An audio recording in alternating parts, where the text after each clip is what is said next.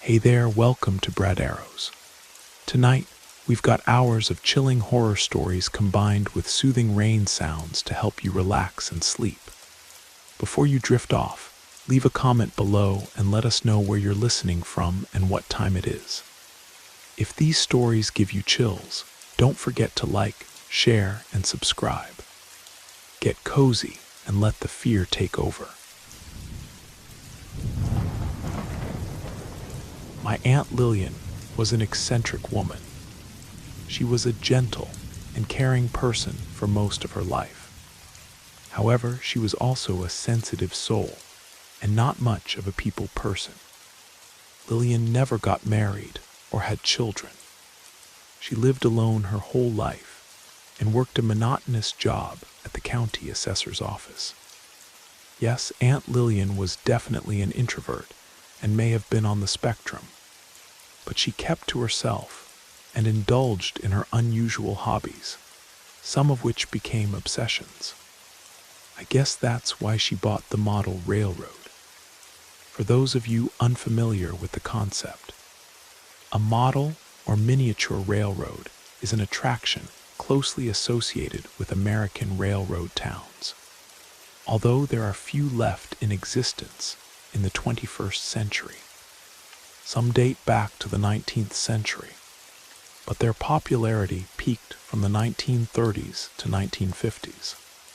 Essentially, they are outdoor scale models turned into very detailed exhibits replicating old railroad yards, containing everything from miniature stations, roundhouses, tracks, and tunnels. The level of detail is impressive, and there's a quaint and almost magical feel to such attractions. But of course, like so much else, model railroads have lost much of their appeal in the modern digital age, unable to compete with more contemporary leisure pursuits and venues. The few which remain retain their quintessential charm and appeal, but their heyday is long gone. Aunt Lillian couldn't have foreseen this trend when she purchased her own model railroad in the early 1990s, although I doubt it would have stopped her, as she never regarded the attraction as a financial enterprise. I won't tell you the location of Aunt Lillian's railroad. It doesn't exist anymore, but I can't guarantee that its former site is safe, or that the evil which once dwelt there is now gone. I will describe it to you, however. The railroad was called Railston, an odd name with slightly sinister overtones. This was the title the attraction came with when Lillian bought it, and she was adamant that the name wouldn't change. She was a stickler for tradition after all. Railston was built to a scale of 1 to 72 and contained most of the features one would expect to find in a traditional American railroad yard, circa the late 19th or early 20th centuries. The main yard consisted of a towering roundhouse with a copper dome roof, a sturdy station house with arched windows, and several service buildings. The yard also contained various operational structures: a coal loader, a water tower, a repair shed, and a signal house. Off the main yard were the tracks, a complex web of rails that snaked through the landscape like steel veins. The detail was astonishing, right down to the tiny railroad spikes and switching equipment. The central hub was located on elevated ground overlooking the rest of the yard, with a purposefully built stream cutting through the mock countryside. Further along the tracks stood a functioning round table, more mechanically complex than needed, but still in keeping with the authenticity of the attraction. The final feature of note was the main platform, a long wooden structure with red brick supports and an old steam locomotive that permanently sat on display. Its attached cars divided into first, second, and third class sections. And then there were the trains, the miniature locomotives and cars that populated Railston. Each engine was unique and had its own name based on their routes and functions. The Mountain Express, the Coal Runner, the Pennsylvania Special, the Night Mail. All appeared to be powerful machines, ready to roll down the tracks. Everything was well ordered and precise in Railston, as it represented an oasis of efficiency in an otherwise chaotic world. Or at least, that's what we used to believe. As you can probably tell, I used to spend a lot of time in Railston. My parents brought me and my sister down there regularly when we were young and before Dad and Mom got divorced. And I recall how magical a place it was to visit as a child. My aunt was always happy to see us and to share her railroad with us, telling my sister and me the stories behind every locomotive, track, and structure. She was strict, however, warning us never to mess around with her beloved trains. I remember one time when we accidentally damaged the roundhouse while playing, and Lillian was furious with us. Her reaction was scary, and I guess we didn't understand why she was so obsessed with her railroad. Sadly, Lillian was a woman with a lot of problems. But life moved on. My sister and I grew up, and we stopped visiting Railston and my aunt.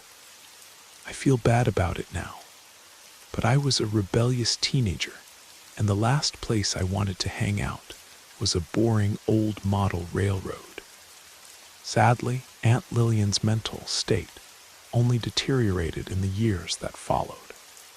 She took early retirement from her job and became even more obsessed with building and maintaining Railston. For a while, she ran it as a family attraction, charging a small entrance fee for families to visit on weekends and holidays. But eventually, she grew tired of these visitors and their disruptive ways, choosing to close Railston to the public and make it her own private haven. In the years which followed, Lillian became a total recluse, cutting ties with most of her family and the few friends she had. My mother would still visit occasionally, mainly to check that her sister was still alive, but she usually received a frosty reception. I don't know what happened to Lillian, which made her cut herself off from the outside world and become completely engrossed in her almost childlike hobby. Perhaps she suffered a personal tragedy or heartbreak which we didn't know about.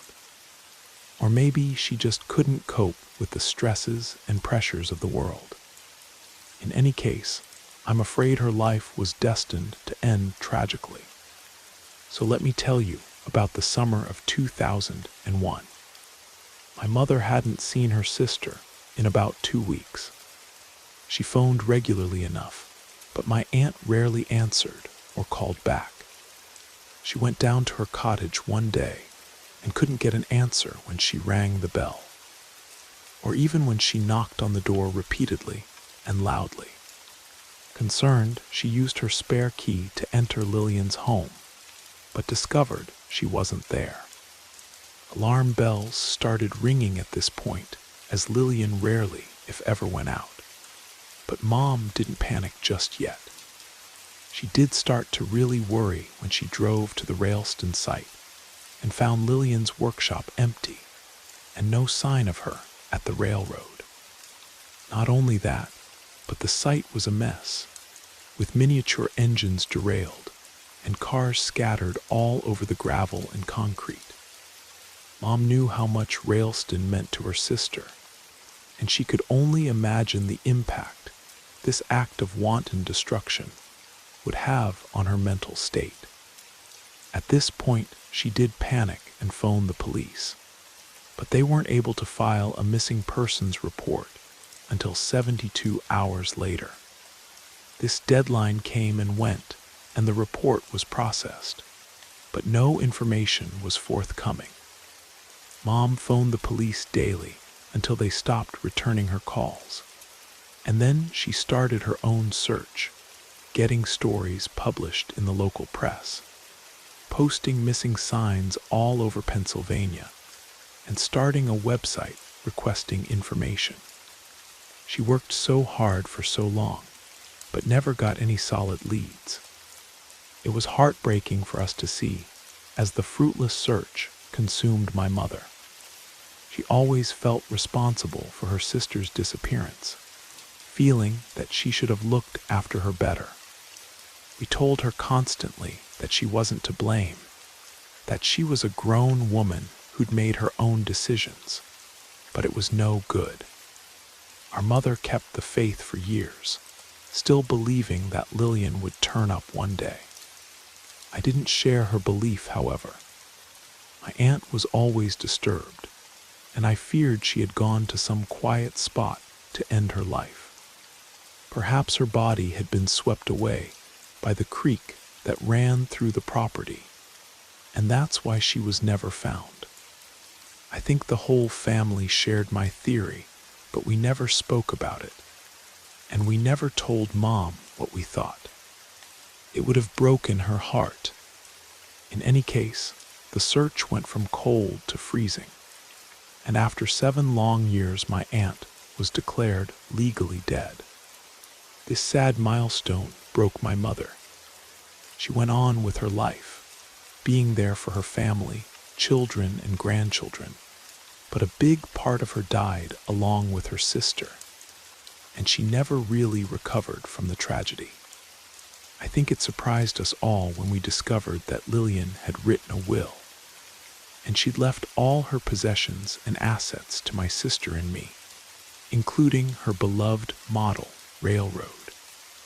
My sister had just had a newborn, and so had no time to deal with this mess, and I couldn't ask our mother for help, as it was still too raw for her.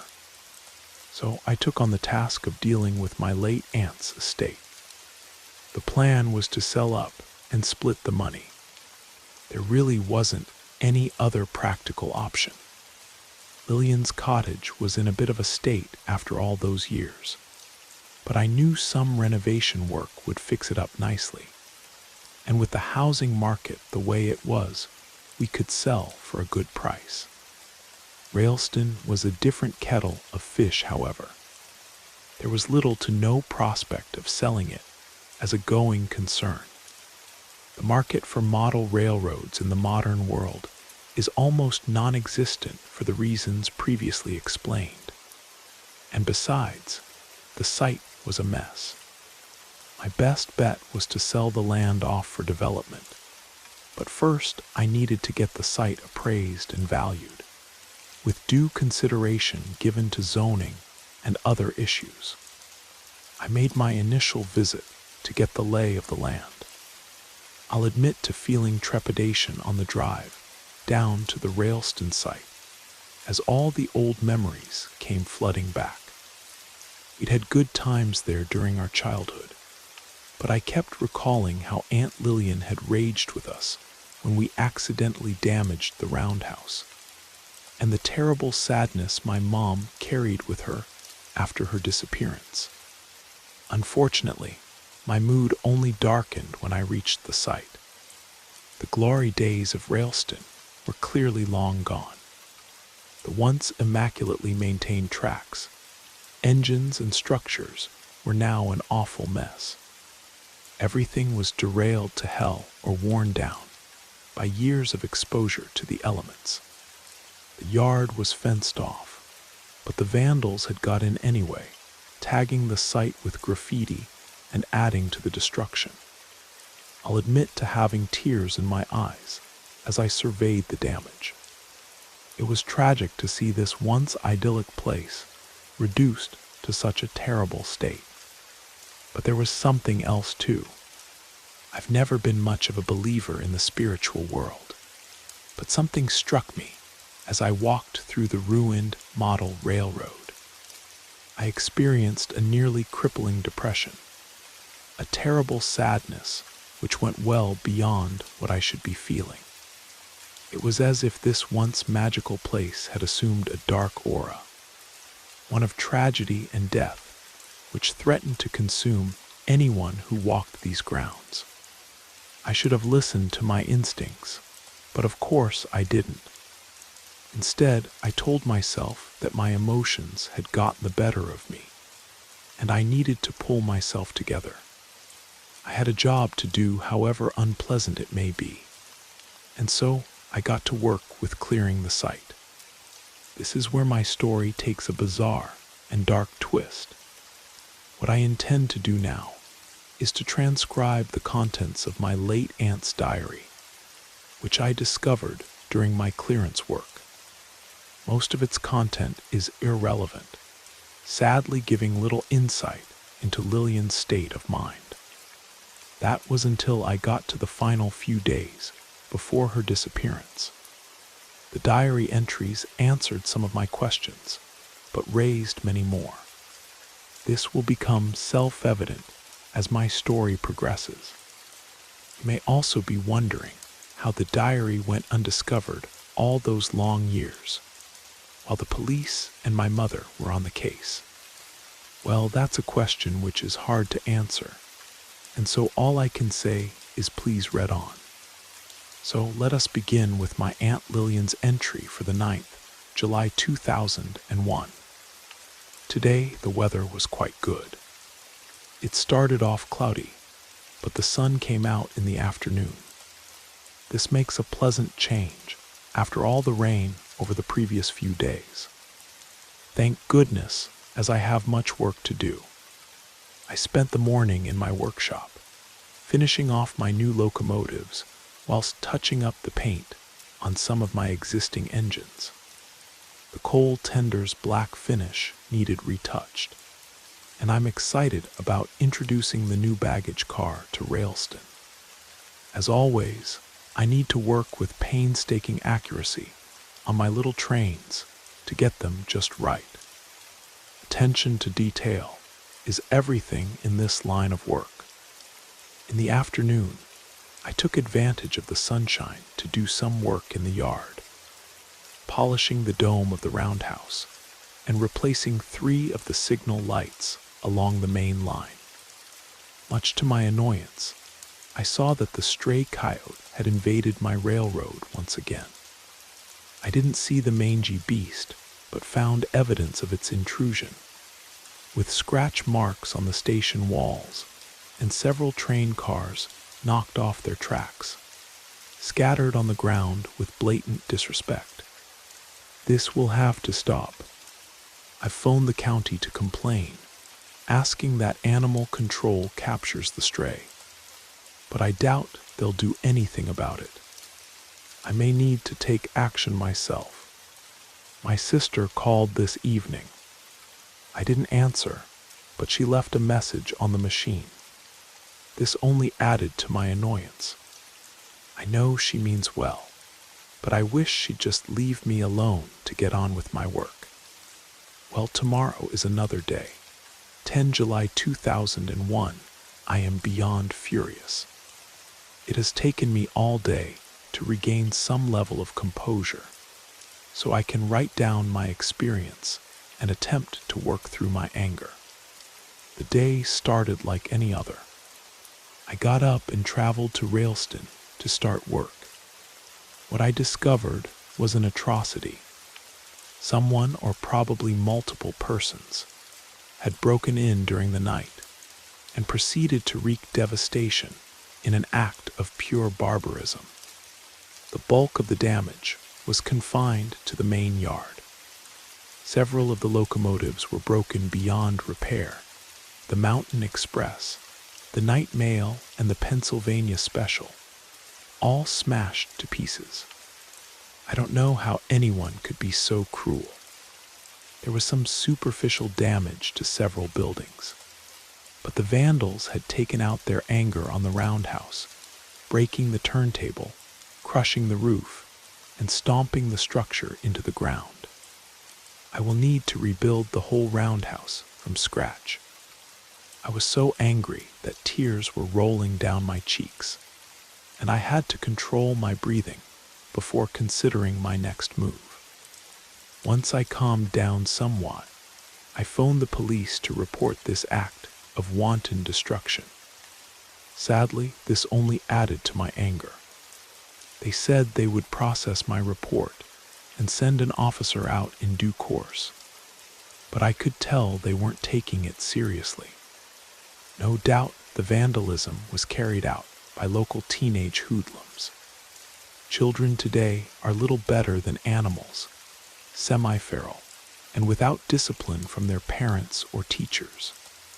The police will do nothing to stop them, and so these hooligans run amok, destroying property and ruining people's lives. This country really has gone to the dogs. I spent the rest of the morning cleaning up the mess, but there was another sickening twist to this foul tale. I almost missed it at first, hidden away as it was at the rear of the wrecked roundhouse. When I saw it, my heart froze for a second, and I believe I suffered a moment of genuine terror. The figurine was built to the same scale as my trains, 1:72, meaning it was only an inch tall. I knew straight away that it wasn't one of mine. After recovering from my initial shock, I got down on my hands and knees to examine the miniature in closer detail. What I saw was a ghost engineer, a sinister figure dressed in tattered conductor's overalls and carrying a ghostly lantern. The figure had a pale, glowing face with hollow eyes that seemed to stare right through me. I found the figurine repulsive and would never have such an ugly miniature in my railroad. But this raised the disturbing question of who had left the figure and why. I began to doubt my initial theory in that moment, thinking this was too sophisticated a trick for teenage hoodlums. Perhaps this is the act of a rival model railroader, jealous at my creation. I took the ghost engineer figurine back to my workshop to examine it more closely. I examined it under my magnifying glass, impressed by the precision its maker had used. This was clearly the work of a professional. There was something very disconcerting about the miniature, though. A creepy feeling that I couldn't quite explain. But things only got weirder. When I picked up the figurine, I found it was ice cold, like it was just out of the freezer. But as I held it in my hand, the figurine suddenly and inexplicably heated up. And in a moment it became so hot that it burned my hand, forcing me to drop it on the floor. I'll admit to swearing in rage as I looked down at the tiny ghost engineer lying on the wood floor of my workshop.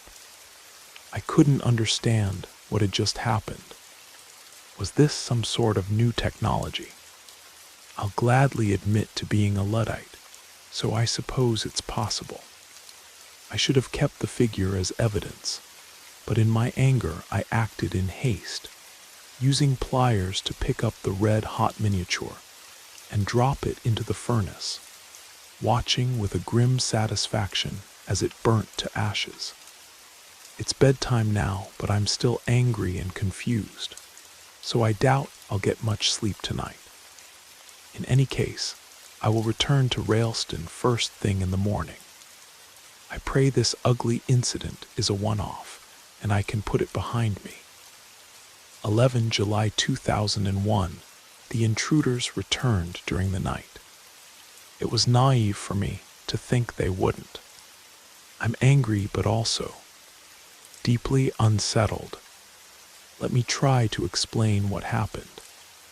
I arrived at Railston shortly after dawn and went to work on the roundhouse reconstruction. At first, it didn't seem like there was any additional damage, but then I noticed several of the locomotives were missing. The Coal Runner, the Midnight Special, the Silver Arrow, the Sunshine Express, and the Iron Horse were all gone. I searched frantically for my little engines, hoping against hope that I'd simply misplaced them. I couldn't find their bodies, But I did find the smokestacks. Yes, I can hardly believe that I'm writing this, but that's what I found, 5 tiny smokestacks, all carefully removed and impaled on the signal posts along the main line, forming a sick and macabre display. I could hardly believe my eyes. I was horrified, disgusted, and also amazed. The amount of effort it must have taken to remove the smokestacks from the 1-inch models and mount them to posts only millimeters thick. It almost defied belief. I struggled to breathe as I surveyed the scene, but then I saw it. The Ghost Engineer miniature, that hateful figure. It was just standing there on the platform of the station house. It was as if it were mocking me. It couldn't possibly be the same model from the previous day. I'd watched it burn for God's sake. I stared at the engineer for a moment before realizing that whoever was doing this must have made several copies of the figurine to mess with my head. I felt paranoid in that moment, scanning the horizon as I imagined my tormentor was watching me from afar. I soon reassured myself, however. I felt sure the vandal was too much of a coward to show his face during daylight.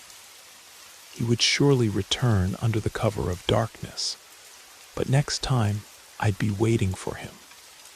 In a fit of rage, I stomped the Ghost Engineer under my boot, crushing it into little pieces. Enough is enough. Tonight I will stand guard right here and catch the bastard in the act. He's going to regret he ever messed with me. 12 July 2001. I am in hell. Is this real? I don't understand, and I'm so scared.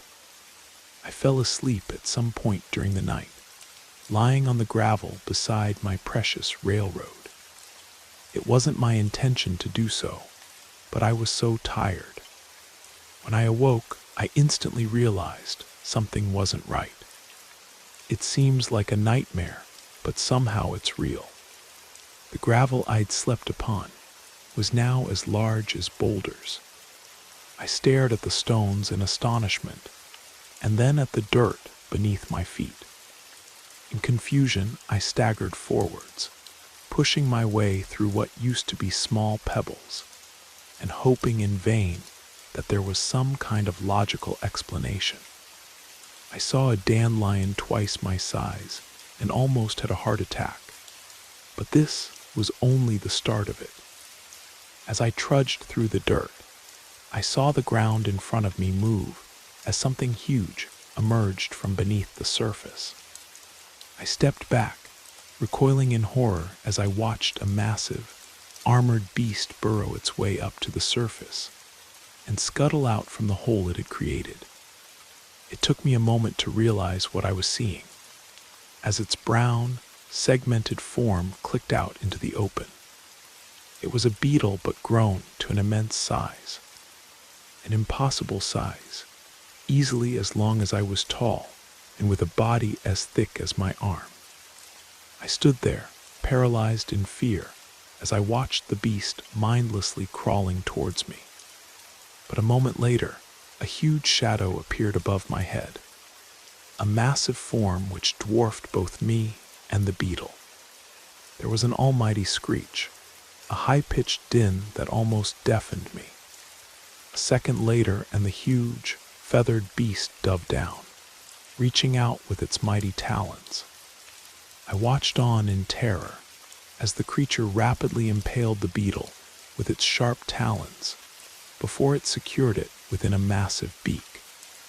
The winged beast screeched again as it flapped its vast wings and ascended back into the blue skies.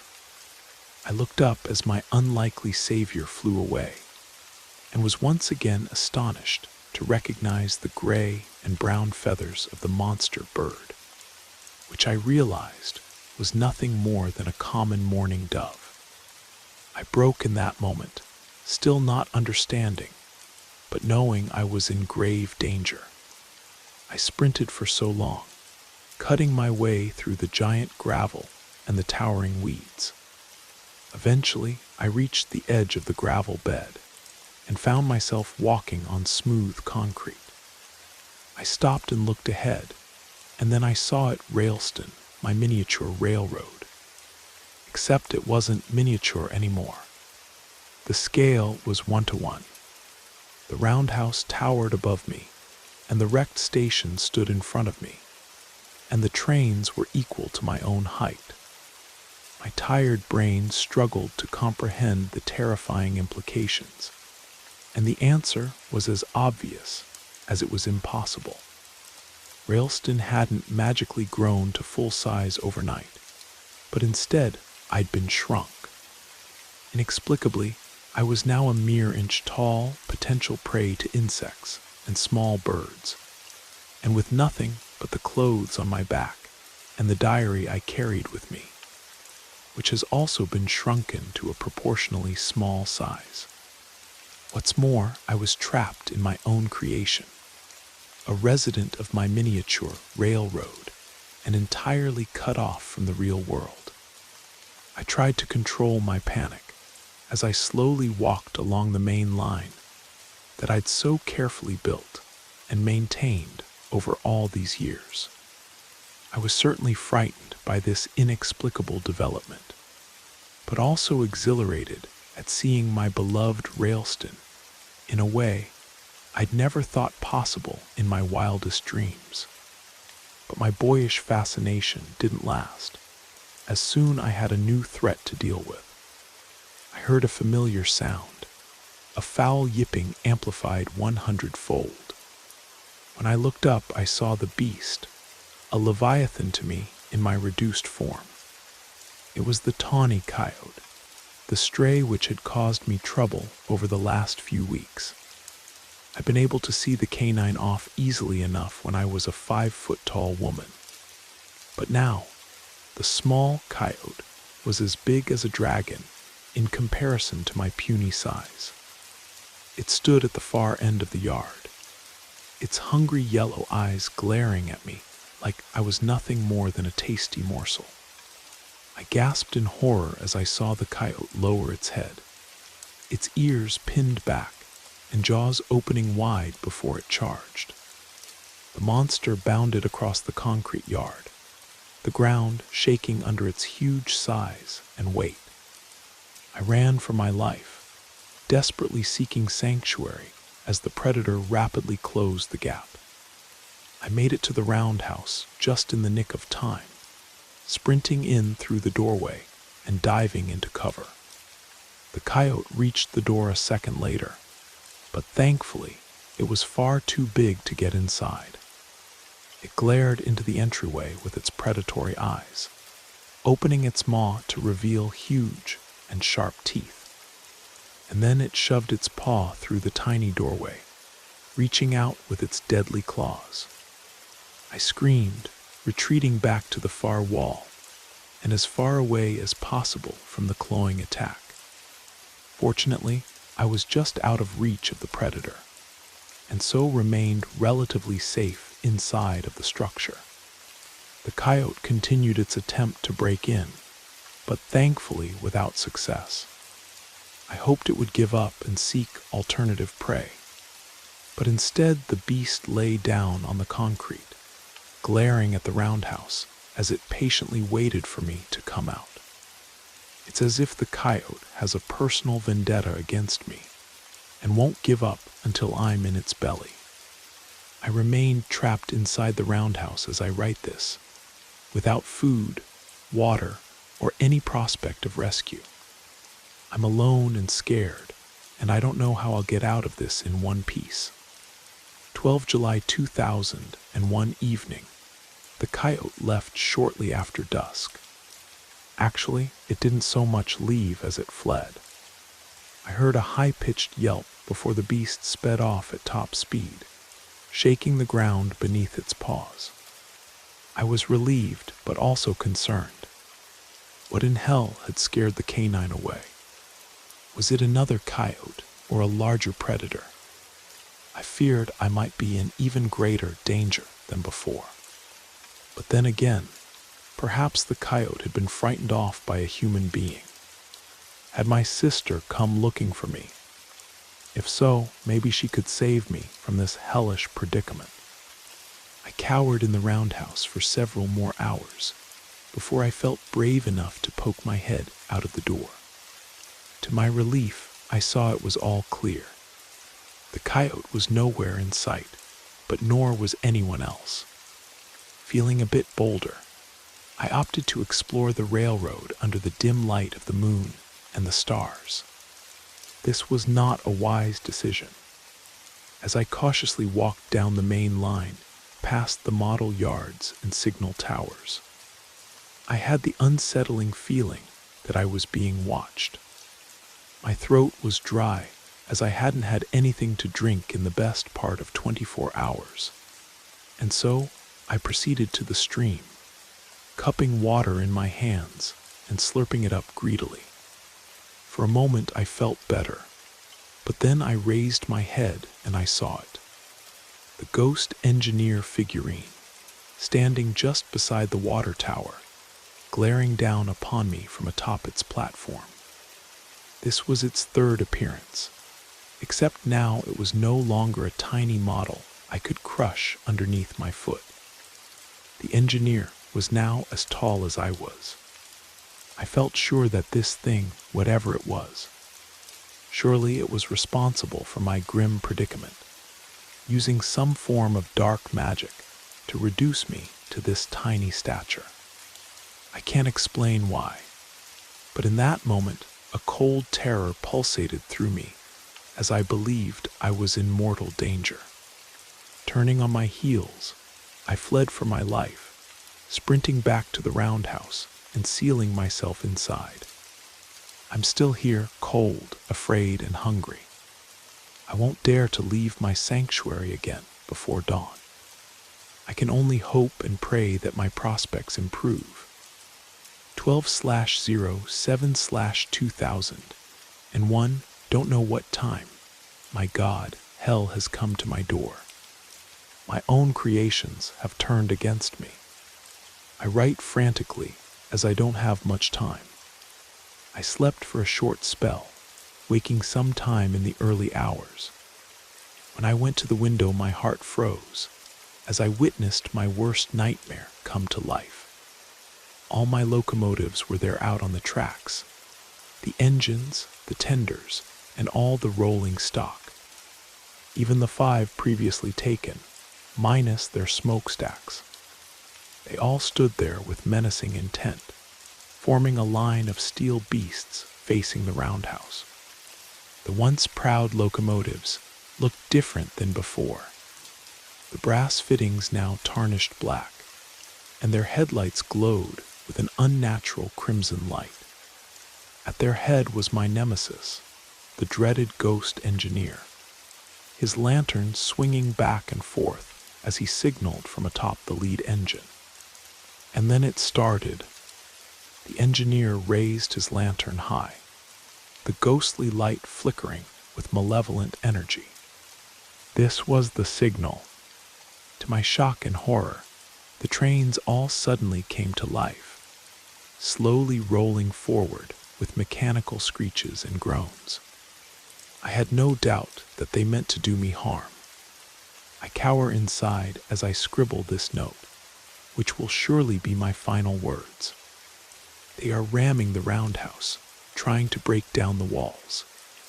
There is no escape. I hope against hope that someone will find this journal and get word to my family, to my sister, nephew, and niece. I'm so sorry that I pushed you away. I love you all. This was my aunt's last entry, and I don't mind telling you that her final words moved me to tears. You're probably wondering how I discovered my late aunt's diary. Well, in many ways it was by pure chance, whilst I was clearing out the site. The journal was still in its reduced size, a micro-miniature book, less than 1/4 of an inch in dimension. I could well have ended up throwing it out along with all the other tiny models, but as I held it in the palm of my hand, I had a feeling which made me think of my aunt. I had to acquire specialist equipment to view the tiny book and use a powerful microscope to read my aunt's words. Her terrible end defied belief, and yet I knew in my heart it was the truth. I never told my mother about my discovery, fearing what it would do to her. She went to her grave without ever knowing the truth. There was no body to bury, and I can only assume her tiny corpse was taken away by her killers or consumed by local wildlife. I don't like to dwell on it, however, as it sickens me to imagine my aunt's final moments. As for Railston, I had it completely demolished and sold the land. I've never returned to the location in all the years since. I can't help but feel that this bizarre tragedy would not have happened if Lillian had kept in touch with her family. In the end, you could say that her obsession killed her. I don't know what you'll make of this story. I still don't fully understand it myself. All I know is that there are dark powers beyond our comprehension, and my Aunt Lillian sadly fell foul of them. So my final advice is to take care, because you can never know where an unhealthy obsession will lead you. Everyone has wondered at some point how different their life might have been if they had received a second chance. It could appear in any form imaginable. Perhaps you were one number away from winning the lottery, or maybe you've wondered what would have happened if that ex had taken you back. Whatever the case, we all contemplate these things, noticing people who received such opportunities and seemingly thrived, at least from the outside. Take it from me. I used to be like that. I constantly berated myself for missing opportunities I was too afraid to seize or follow through with. Then I began resenting people who seemed better off, sometimes even cursing the universe for choosing them over me. I know better now. I don't think the universe has much to do with how these things are determined. I believe everything ultimately comes down to chance and our choice of how to respond. At least I hope we have a choice when it comes to our lives. That chance doesn't rule that too. More importantly, I've learned that sometimes you're better off doing the best you can with the cards you're dealt, rather than trying to change your hand. I've been looking over my shoulder ever since I discovered this. Sometimes at night, I glimpse faintly glowing amber eyes watching me, but they're never there when I turn around. Whenever I find coins on the street or lose something valuable, I can feel those eyes staring at me. Last week, I was in a car accident. A dog ran in front of me, and I swerved to avoid it, hitting a guardrail. As I got out, I swear I heard a chilling laugh coming from the radio. The sound was all too familiar to me now. I know it's waiting for me, toying with me as time passes. It toys with you too, with everyone. It all started one evening at an old gaming salon in Prague. What was my count again? I thought to myself as I stared down at the ancient dice on the green felt table. Was it 15 or 17? I had doubled my bet on the previous roll and was so thrilled to win that I didn't register the last two numbers my opponent got. The proprietor of the table, an older Czech gentleman with salt and pepper hair and deep-set eyes, was showing a 6. So my best strategy was to play it safe with my 14 and hold. He made a small gesture on the table and flatly said, "Pregistesti," before moving on to the woman to my right. I had only recently learned the strategies for this particular dice game, but I'd never actually played it in a real gaming salon. It's easy to practice at home on your coffee table, quietly muttering the probabilities to yourself. But when you're actually there, if you're too obvious about calculating odds, it's a quick way to find yourself escorted to the pavement outside. I was back again tonight. The last time I visited, I won a decent amount, not enough to do anything meaningful with, but enough to make me want to return. This time I came prepared, having memorized the probability system. I'd studied through online forums and strategy guides. The system was supposed to improve my chances of winning in the long run. But I suppose that's why they call them chances and not certainties. For a moment, I looked up and observed the other players in the salon. Some people gathered around the roulette table, the usual elderly aristocrats parked at their preferred tables, and other dice players. I glanced toward the VIP section and saw men and women in expensive suits and dresses, tossing money around as if it were a game of Monopoly. Resentment bubbled in my gut, so I looked away. In truth, I was just angry with myself. There was a time when I could have been like them, if I hadn't abandoned my research position the previous year. I could have persevered, could have done something meaningful. I suppose I still can. I'm still relatively young. The issue was that I had reached a dead end. My aunt used to support me financially when I was pursuing my doctorate. She was a prominent quantum physicist who worked with people unlucky enough to be caught in the competitive academic world. Needless to say, she did very well for herself. We had a terrible argument when I told her I was leaving my research position.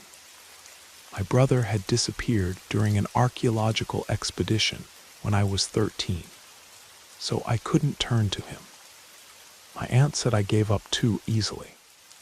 I won't admit it to her, but she was right. I don't really hate those wealthy people in the VIP corner. I'm just angry with myself for not having what it took to become like them. I hate myself for giving up and squandering the opportunities I had. I saw gambling as an easy fix for how I felt, and maybe, just maybe, I could eventually become skilled enough to turn things around, just enough to resume my research and try again. I glanced back at the dice to my right and adjusted my count accordingly. Statistically, at this point, the house should lose. The old man throws the dice for the other player, then returns to his own hand. He rolls and gets a 16. "Sorry about that, young man," the old dealer says in that flat, rehearsed voice. "It's all right. Not like I was going to break even or anything." I tried to act nonchalant about it. "Tough break," says a voice in my head. "Tough break," someone says behind me, almost in unison with my thought. I turn my head slightly as a sinking feeling hits my lungs, the jarring sensation you get from strange coincidences. To my left was a woman who appeared to be in her early 30s, wearing a dark, expensive-looking outfit that resembled an antique puppeteer's costume. A deep blue waistcoat with amber buttons and intricate gold embroidery. A moment ago, the seat on my left was empty. She was looking at me with these amber eyes, and it was a strange look, almost like she was noticing something nobody else could see. You've heard people use the term piercing gaze.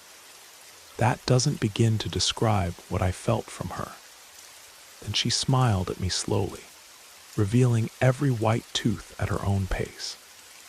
Her lips hovered over her canines slightly, and for a moment I almost expected to see a pair of sharp fangs. I'm not that distracting, am I? I turned my head back to the table. I must have looked foolish staring at her like that. Normally, I would have blushed, but for some reason, the blood wasn't reaching my face quickly enough. Instead, there was still this draining sensation. "Sorry, I didn't see you sit down," was all I managed to say, trying to brush it off. "I forgive you." For now, out of the corner of my eye, I see her smile, that predatory smile again. The dealer interrupts her and asks how many tokens she's buying. She tells him 5,000 crowns worth. "Madam, it's a 5,000 crown table. Are you sure you don't want more? 5,000 will be just fine." The dice are rolled again, and I see I have a total of 15 for this round. I realize I've completely forgot the running count I was keeping. The moment that thought crosses my mind, the woman turns her head to me and says, "It all comes down to chance anyway." Not sure anyone else at the table heard her. I might have thought she was with the salon management, catching probability calculators, but she was playing like everyone else here. Still, she had my attention as we played. I've never said this about anyone else I've met, but she was eerily fascinating to watch. She was attractive, of course, but not the kind of beauty you'd see on television or in fashion magazines, more genuine features. She wasn't thin by today's standards, but I wouldn't call her heavy either. She wasn't particularly pale, but not tanned either. What drew my attention most was how she played. It was like watching a child playing a game of snakes and ladders, just doing things, rolling, holding, doubling down, not appearing to consider anything at all. I would have thought she was just another careless player, except she was winning every round. At first, I dismissed it as dumb luck. Then, after about 5 rounds, I started getting irritated. I was playing according to optimal strategy, modifying my bets and my play based on the probabilities, and I was slowly losing. Meanwhile, this woman sitting next to me, seemingly without a care in the world and never losing her smile, was making ridiculous plays and having them pay off. By the 10th round, I was just astonished. The woman had a 17 and picked up her tokens, placing her bet and saying, "I'll risk it all." The dealer stared at her incredulously, as did I, and asked if she was sure. She only giggled at him and nodded her head. She had this look on her face that almost made me think she was intoxicated, but she didn't have a drink, didn't even smell of alcohol. The dealer sighed slightly as he released the dice. There was only one combination that would help her, and there it was, a perfect roll. The man to my right roared with disbelief, and the dealer laughed. I just kept staring, not even caring about my losing streak. She didn't seem surprised or happy, just maintained that look of drunken contentment. Calmly, she picks up 5,000 crowns and pushes away from the table, standing up. The dealer asks what she's doing with her tokens, and all she says is, "Easy come, easy go." She turns to me. "Hungry? I was just about to visit the private lounge if you're interested." I was dumbstruck at the sudden offer. The only thing I managed to say was, "Sure." I didn't even really think about it as I was cashing out what little I had left. I had a brief internal debate. Maybe she was an elite player who got kicks out of impressing newcomers. She did catch me calculating odds, didn't she? Maybe she worked for the salon. Her outfit was unusual, dark blue with gold embroidery and amber buttons. I caught up with her as she entered a room adjacent to the main salon floor. She placed a small, ornate box on the table and motioned for me to sit in the chair opposite her. It was a beautiful room, part of this old Prague building. Not like the gaudy casinos in Las Vegas or anything, but definitely well furnished and maintained with antique charm. A server approached and asked what we would like to drink. I checked my nearly empty pockets and asked for water. The woman simply said, "No, thank you." Normally, I'm the one who has to approach someone, I joked. She only stared at me with those amber eyes, her smile no longer present. She reached across the table, offering a handshake. I clasped her hand, noticing an unusual ring she was wearing. "I'm Nico, and you are Mrs. Miss. Sorry, I thought you were married." She looked down at her ring. "Well, in a way, I am. I'm married to my job." She released my hand. "What is your job?" As soon as I ask this, I hear the clinking and rattling of dice hitting the jackpot at a nearby table. At the sound, the woman's eyes slowly closed, and she gave a contented smile as that intoxicated look returned to her face. "Miss, are you okay?" "I'm wonderful," she giggles as her eyes open again. I admit this woman made me feel uneasy, but I was too intrigued by everything I'd witnessed to just walk away. "Do you work here at the salon?" "Today I am." "Why don't you ask me what you really want to ask me?" "What do you mean?" "At the dice table. You want to know how I did what I did, how I knew which numbers would come up next." At that moment, I thought she might be one of those people you sometimes hear about who have superhuman mathematical abilities. I considered she might have tracked all the dice probabilities perfectly. It was a far-fetched explanation, I know, but I was at a loss for any other rational explanation.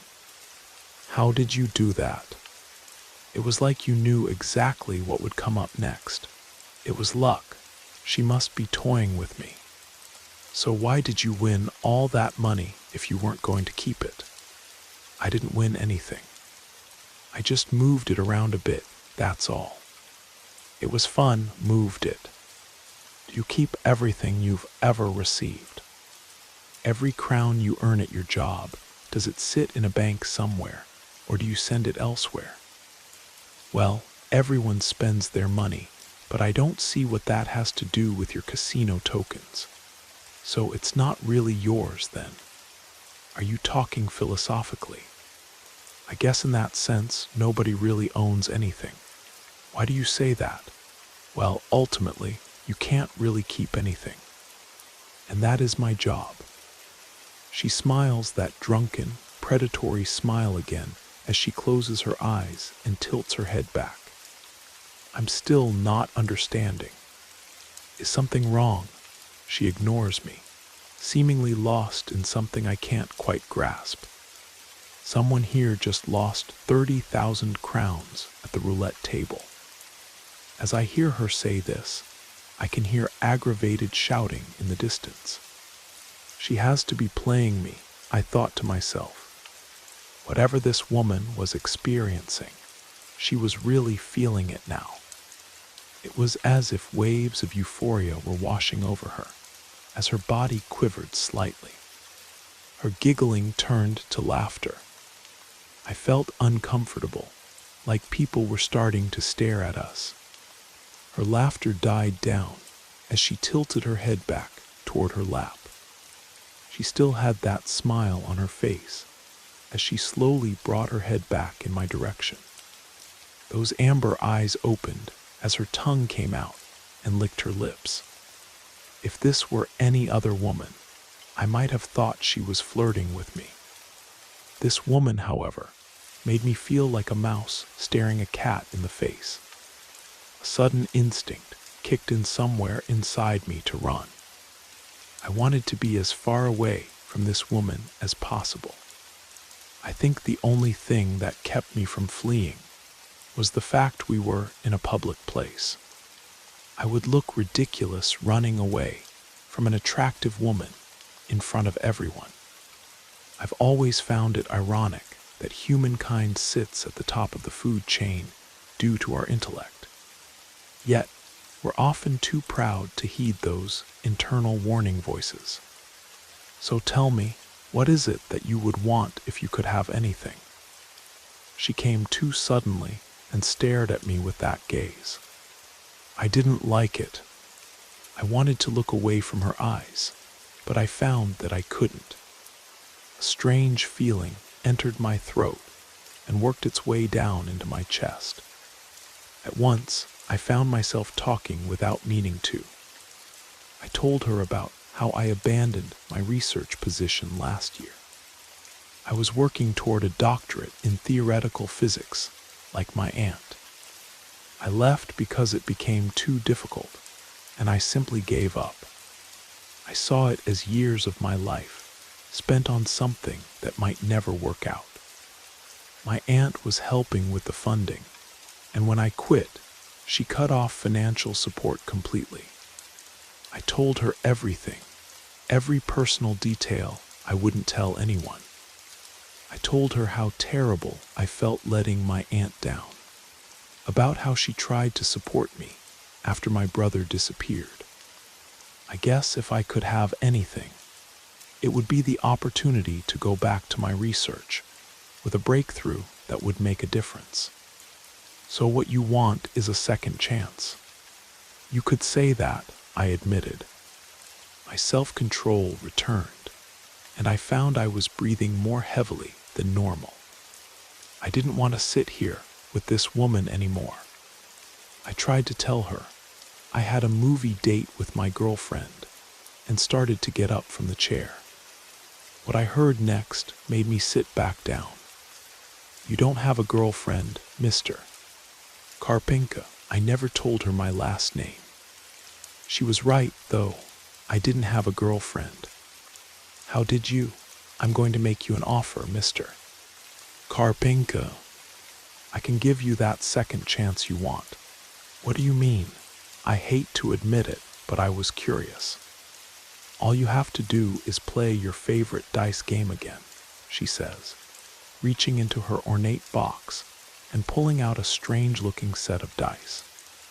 They were made of a material I couldn't identify, not plastic or ivory or bone, but something that seemed to absorb the light around them. The faces had ancient symbols that matched her unusual outfit. The game is the same we played at the table. Rules are standard, except you cannot forfeit, and you play to 10 rounds before you cash out. It will be a game you won't be able to walk away from once we begin. I don't even have money to bet with. That's all right. You have 10 tokens to start with. She pulls a handful of amber-colored gaming pieces from her box and pushes them toward me. All you have to do is come out ahead at the end of 10 rounds, and I ensure you get your second chance. What happens if I don't come out ahead? I didn't fully believe what I was hearing, but I just couldn't pull myself away. You will never be able to get another chance again. At anything. She says this as I touch the tokens pushed toward me. They were smooth, warm to the touch, and had a strange glow. As soon as I touch them, the woman smiles again. It has begun, what? I didn't say I wanted to play. You touched the tokens. At the tables, they make you touch tokens that aren't originally yours before you use them. You touch them, you play. I noticed my throat was dry, and I looked around for the server. I hadn't gotten my water yet, and that's when I noticed the server was gone. In fact, the only ones in the room were myself and this woman. I could no longer hear the music playing either. The air had suddenly gone still. I couldn't even hear the noises of the salon coming from outside. Where is everyone? I was definitely on edge, looking around the room for anyone. The hairs on the back of my neck were standing up as goosebumps appeared on my arms. I stand up and start calling for the server. Hello? Is anyone there? You and I are right here, she giggles as if I'd asked a silly question. Sit down, Mr. Karpenka. We have a game to play. I step outside the private room and back into the main salon floor. Nobody was there, not a single person. No security guard checking IDs at the entrance. No dealers, no gamblers. There weren't even any elderly aristocrats at their traditional tables. Some movement caught my attention from the corner of my eye, but it was only the roulette wheel still spinning, slowly coming to a stop as the marble clattered into a slot. As I stared around, a bead of sweat rolled down my cheek. Mr. Karpenka. I spun around to see the woman at one of the dice tables, standing at the dealer's position. The strange dice and a wooden cup were in front of her. I never saw her get up from the private room or heard her move. She points at a solitary stool at the opposite end of the table. Sit down, she orders me. I start walking hurriedly toward the front doors. I half expected her to chase after me, and I even took glancing looks behind me. She was still standing at the dice table, smiling at me as I made my way from her. I begin speed walking past rows of gaming tables. The tables are lifeless and abandoned. Then I see her again, the smiling figure between rows of tables, moving in step with me, but always standing still. I can't see her move, but she's right there, keeping pace beside me. I break into a full sprint. I zigzag through the maze of tables. I start to hear the rattling sound as one of the dice cups begins shaking on its own. Some tables spew tokens onto the floor like waterfalls as I pass. I turn a corner, trying anything to shake her. My feet catch a pile of tokens on the floor, and I fall. As soon as I hit the ground, I spin onto my back and look up. Nothing is there. Nothing but the gaming equipment turning on and off by itself. A sensation touches my right ear and brushes my hair. I spin painfully hard on my tailbone to see her standing over me. This thing resembled her.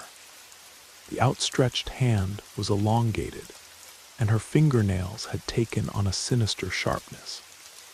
Her jaw was unhinged, giving way to a wide gate revealing edged teeth as those amber eyes sank into the skull, darkening as they went into a faint glow. I know you want to play with me. I scrambled up, nearly falling again as I took off straight for the exit. A couple of my fingernails bent painfully as I scraped the ground getting to my feet. My hands plunged into my jeans, frantically searching for my car keys. I had them out as I collided with the door release bar. I had a split second to grab the door again as I dropped my car keys, holding onto it for dear life. When I collided with the door, it did indeed give way to the outside. As to what outside I was peering into to this day, I'm not sure. To say there weren't any cars would assume I was looking at an empty parking lot. Looking at an empty lot would mean I was still looking at a field, at ground with sky over it. I couldn't see any of that. I saw nothing but a twisted labyrinth that seemed to fold in on itself, defying the laws of physics, stretching toward infinity. It was a sickening feeling, peering into it, watching my car keys tumbling downward, their jingling swan song fading as I lost sight of them. Mr. Karpenka, I heard her voice behind me. My head turns back as I see the same horror, now half an inch from my face. I jumped. I cannot tell you how far I fell or how long I cried, falling wildly as I screamed my throat raw. I do remember starting to drift off into my own thoughts as I finally was able to shut my eyes. I remembered thinking to myself, I would be lucky to finally hit the bottom in my sleep. Sometimes I wish I would have. Mr. Karpenka, I hear the voice of the woman say sweetly.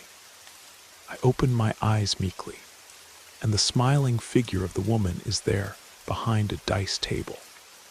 I find myself sitting across from her. Her features were normal again, as if the terror behind that sweet face never existed.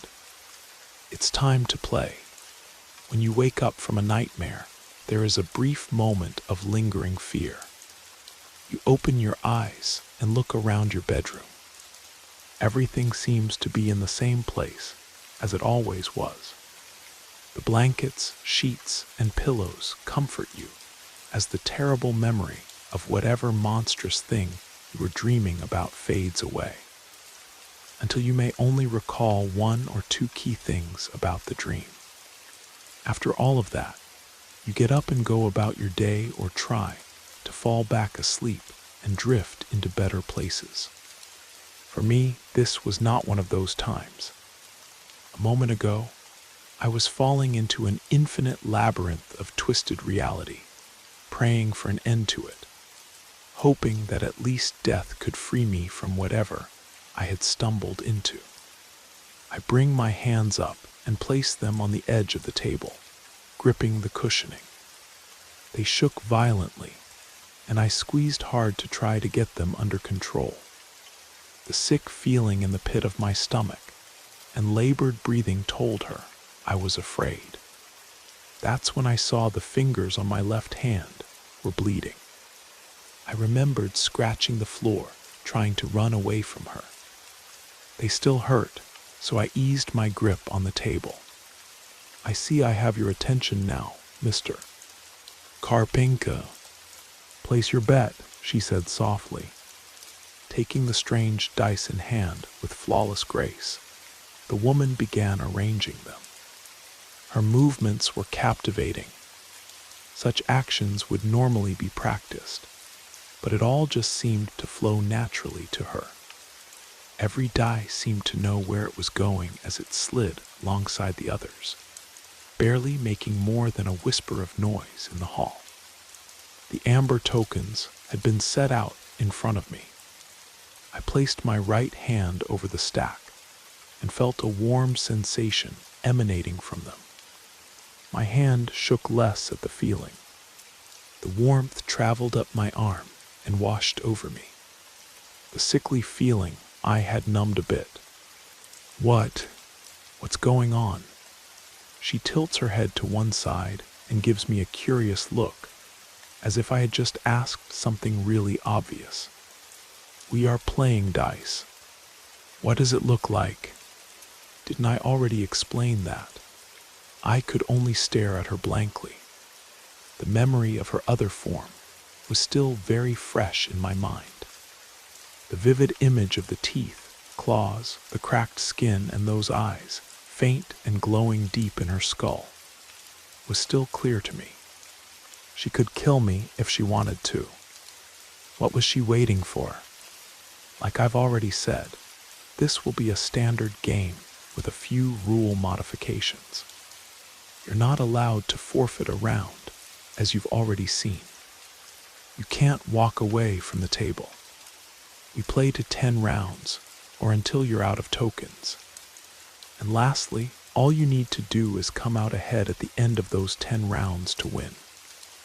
What happens if I lose? She only sighed at the question, and her smile fades. Mr. Karpenka, you'll find I don't have much in the way of patience.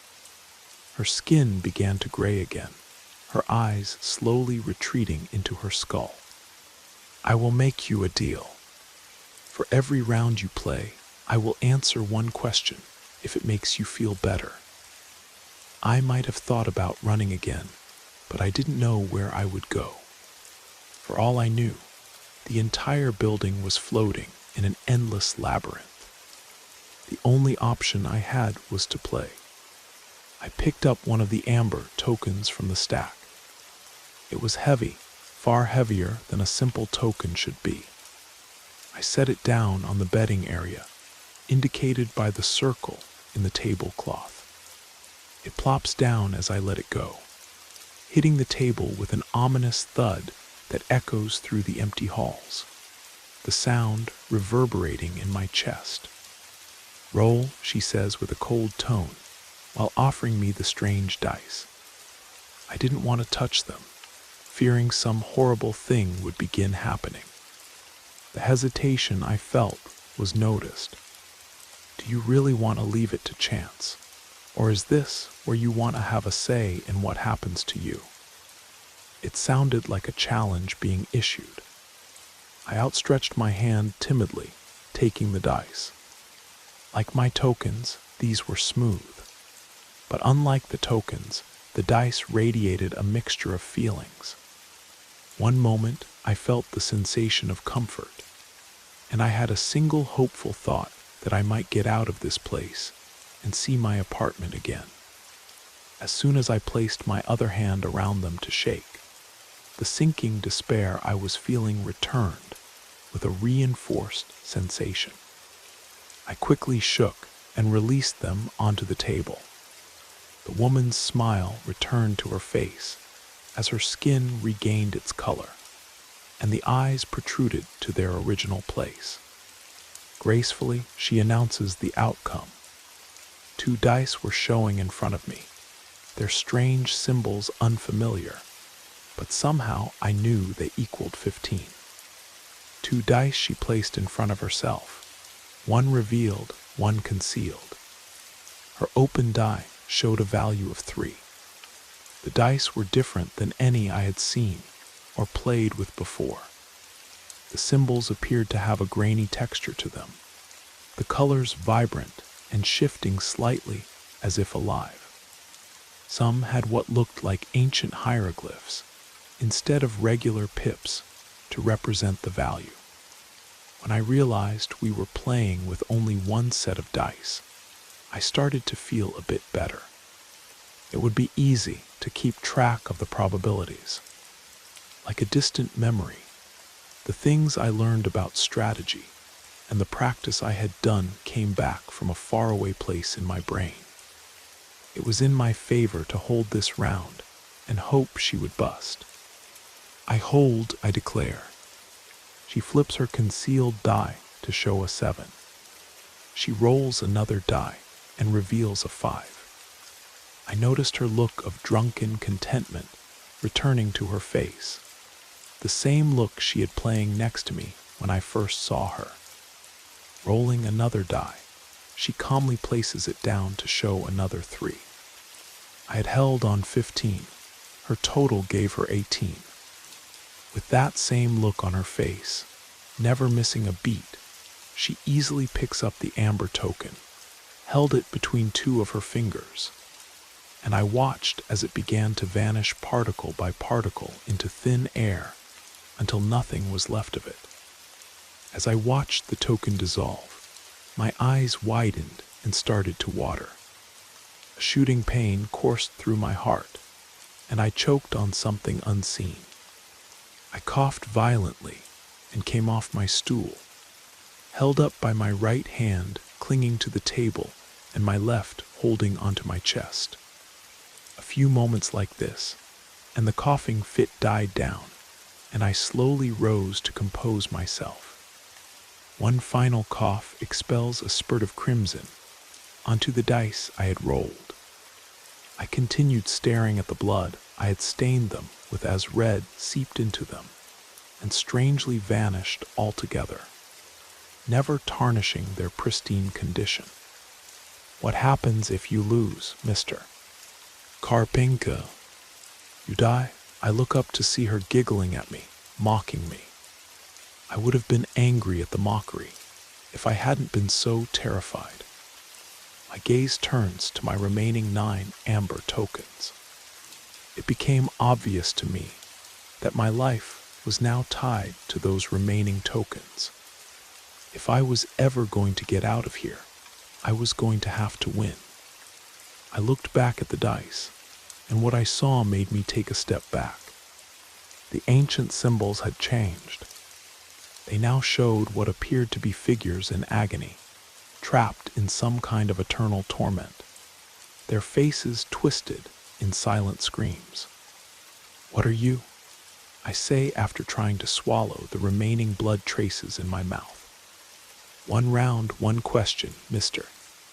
"Karpenka," she says sweetly, while tapping the betting circle. "We have at least 9 more rounds to go."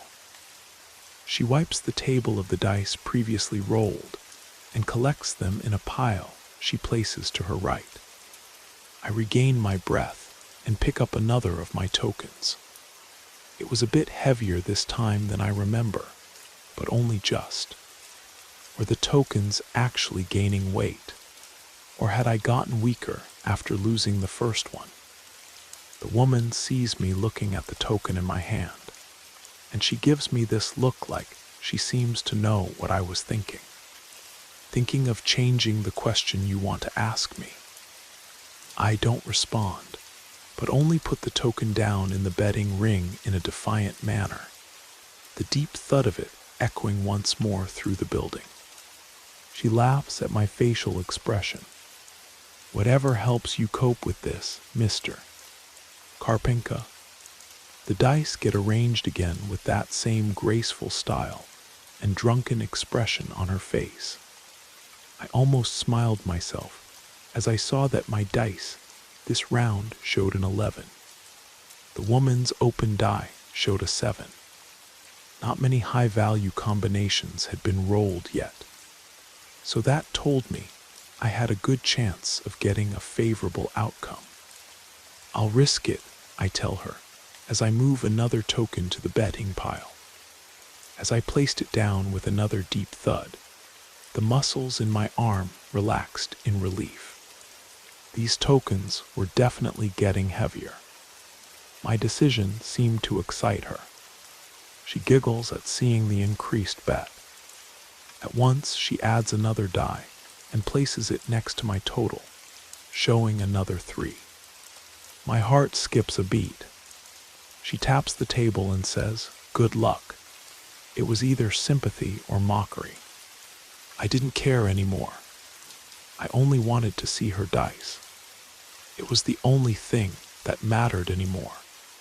Flipping the concealed die to be yet another 3, it made her total 10.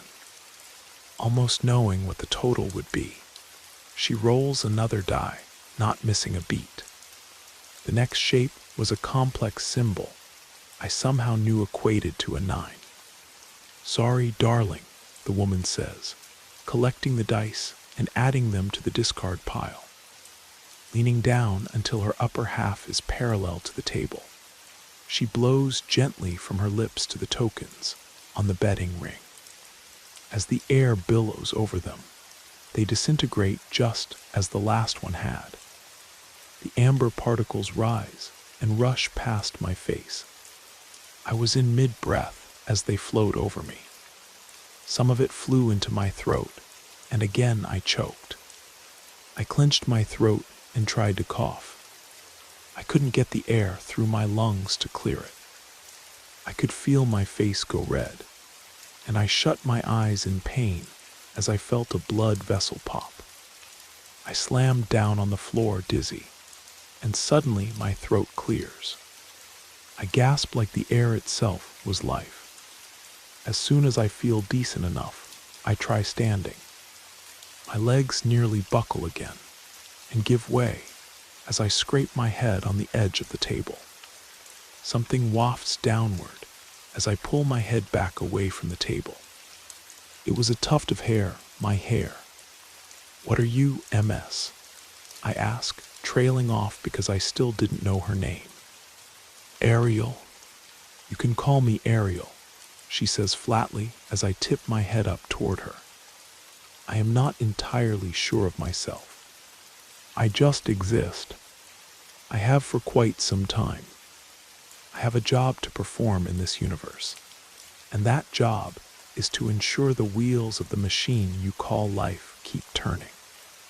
I am the driving force behind what you could say are critical moments, the points where decisions matter most.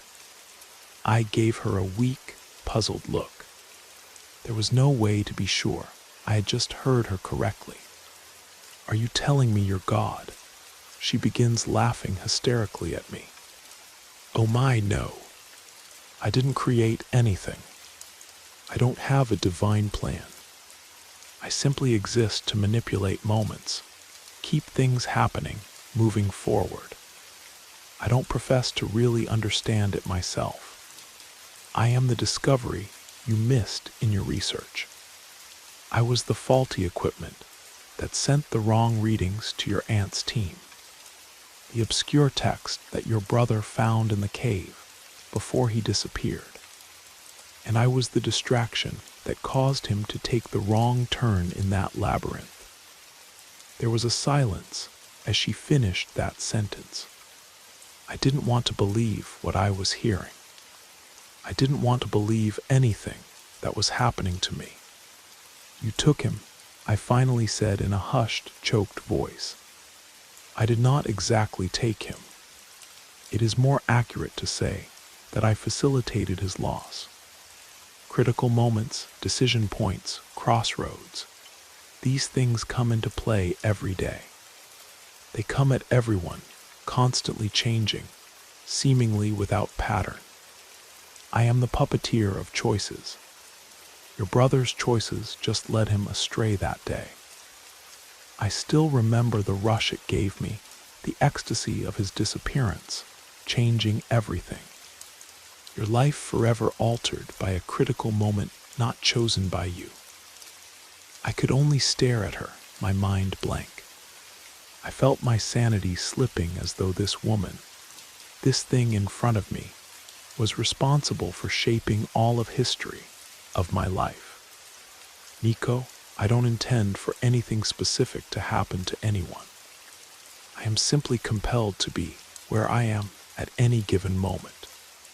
I have an innate need to manipulate the flow of decisions, one way or the other. There is no rhyme or reason to what I do. I simply must. Influencing critical moments fills me with a feeling greater than anything you could imagine. It is an eternal addiction I cannot turn off even if I wanted to. I do what I do simply because that is how things are for me. I do not have a choice.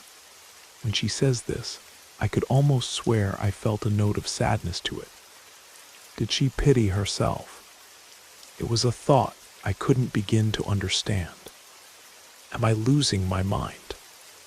Am I losing my mind and my life bit by bit as she feels sorry for herself? Why me? Why are you doing this to me? I think I thoroughly answered your last question. Time to live up to your end of the bargain and play another round. Her smile returns. No, I say. It was the only thing I could think of, the one little bit of power I had over her.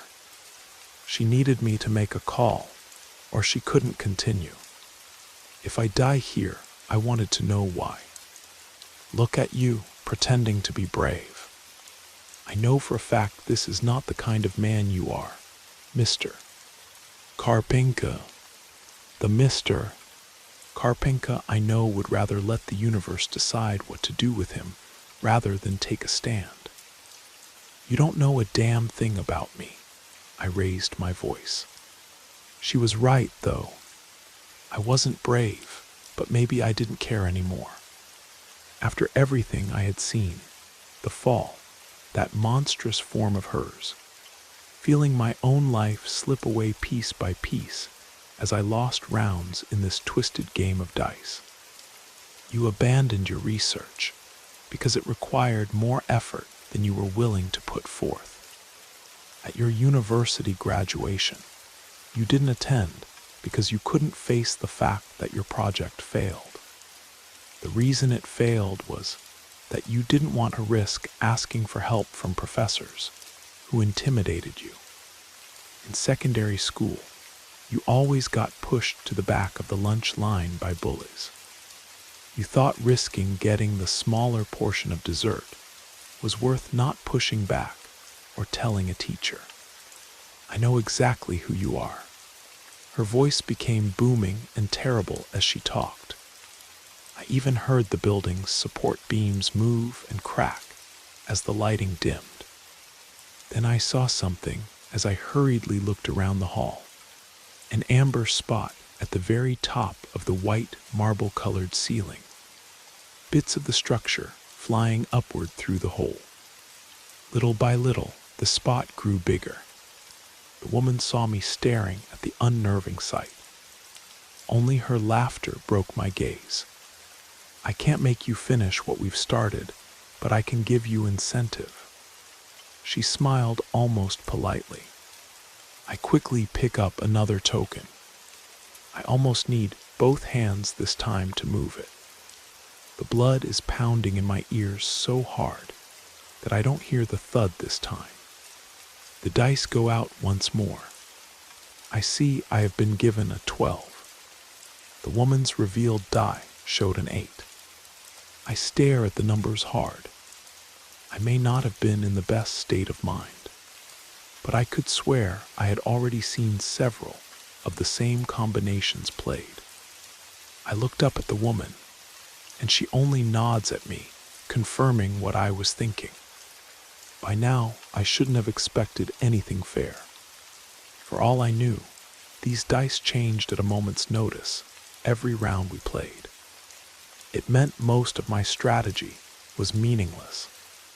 I mean, the game could even be rigged for all I knew. Maybe, just maybe, it all came down to chance. If that was how we were playing, I did not see how anything I did really mattered. I felt dead already. To this day, I couldn't tell you what possessed me to do this, but I lifted another token over the bedding area, not caring about how heavy it was to move. Risk it all. Now we're really playing, she says in excitement. She swiftly hands me another die. Taking a breath, I didn't even know I'd stopped breathing. As I see the symbol displayed on the die, I somehow knew it was a 6, bringing my total to 18. The woman looks at it too. I can't be sure if there was the smallest moment of pause from her. Then, still smiling, still with that expression of intoxication, she flips her concealed die to reveal what equated to a 10. You finally won a round, she says as she gives me a soft, golf-style clap of her hands. I hear a click as my pile of tokens move a little. 2 more amber tokens have appeared on my pile. This warm sensation washes over me, diluting the pain and weakness that only a moment ago I had been suffering. I still did not feel quite right, but then again, I was still down by 1 token. The thought that this game was stacked against me, that I was doomed from the beginning, may not be true. The woman tilts her head to the side as she taps the table, clearing her throat. Excuse me, Mr. Karpenka, but we have 7 more rounds to be played. Also, you're on a deadline. She points upward. I look back up at the ceiling to see much of it had faded away into the amber-colored void that was slowly replacing it. The labyrinth had almost reached the walls of the second tier in the grand salon. This game is far from over. Whatever small hope I felt from winning the last round now escaped me. I placed my right hand over my remaining tokens, their warmth licking my flesh like a candle flame, the only light in an unending nightmare. Have you ever wondered what you would do if you had the luxury of knowing when you were going to die? Some people say they would not want to know the time of their death. The idea is that these people could continue on in blissful ignorance and live without a looming fear that a clock is ever ticking onward. The problem with this is that not knowing when you die does nothing to prevent the actual event. Some people say they would like to know when they're going to die because it, in a way, frees them. It allows them to live without fear of their own demise, until that one fateful day, of course. At this moment, I had neither of those luxuries. With every roll of every die, every bet I place in this horrid game, I held my life in my hands, and I could feel it slipping further and further away from me. There was a rattle to my breath. My clothes were covered in hair that had withered from my scalp, and I was having trouble keeping myself upright on the stool I sat in. At least one of my hands had to stay on the table at all times to help keep balance. I had by now quit trying to wipe away the dark crimson that dripped from my nose and nostrils. A couple of rounds ago, the woman began to dissolve the very salon around us in order to force me to keep playing. What started as a pinprick in the very high center of the ceiling had eaten its way through the second floor and had started its approach on the walls of the ground floor we were on. The amber-colored void crept onward slowly, making its way to us. As the walls came down, the endless labyrinth of the other side became more and more apparent. Before the dice went out for the next round, I fell into that twisted reality trying to escape the woman and all her monstrous terror. She had a habit of turning into another form when I tried resisting anything she set in motion. She stares at me, drunk and hungrily, as I push 2 more tokens to the betting area, one at a time. There was no way by now I could pick up the tokens. They had become too heavy with the weight of my life, and I too weak to adequately hold them. Again, with the dancer's grace, the dice are arranged. Mr. Karpenka, you seem to have gone quiet. Feeling down, I gave her whatever defiant look I could muster. Play the damn game, I wheezed in a hushed voice. I only say this because you stopped asking me questions. Remember the little arrangement we had. Truth be told, I still wanted to know why this was happening to me. As she rolled the dice, I saw for this round, I was holding a 17. The woman showed a 9. You want to know why all of this is happening to you. It must feel like you are the unluckiest person on earth. You could also look at it the other way. If you win, that is. I promised you a second chance to make your life better, the means to return to your research with a breakthrough. Hold, I tell her without missing a beat. She gives me a questioning look, then flips her own die to show an 8, making her total 17, a tie. With a neutral expression, she takes one of my tokens from the bet and returns it to me. I'm still at a loss compared to before. Seems you've gotten the hang of this rather quickly. Good for you, Mr. Karpenka. It is not surprising, though. You have been doing this your whole life. What do you mean? I say, finding it a bit easier to speak. You've spent the majority of your short time on this mud ball of a planet, allowing your life to be lived for you. Every time you gave up your right to control an aspect of your life, be it research, standing up for yourself, or making your own decisions about what you want to do with your life, you gave control to chance. You gave your life to me. I never wanted any of that. I see the walls have now been eaten away completely by the encroaching amber void. Deal the next round. My, aren't we touchy now? You may not have wanted things to turn out like they are, Mr. Karpenka, but they did. She dispenses dice as if they floated on some unfelt breeze. A 9 and an 8 land in front of me. Her face die was a 10. I know why you choose to give up the direction of your life to critical moments. It was easier, Mr. Karpenka, and you were so afraid. I do not understand fear, Mr. Karpenka, as it is something I cannot feel. A few moments ago, you were squirming like a worm under the hot sun. Even as you are behind in this game now, you seem more focused. Is it because you have accepted what has become of you?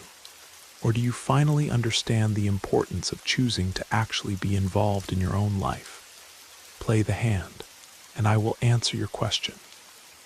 Risk it, I say, almost smiling at her, but there was too much at stake for me to feel that bold.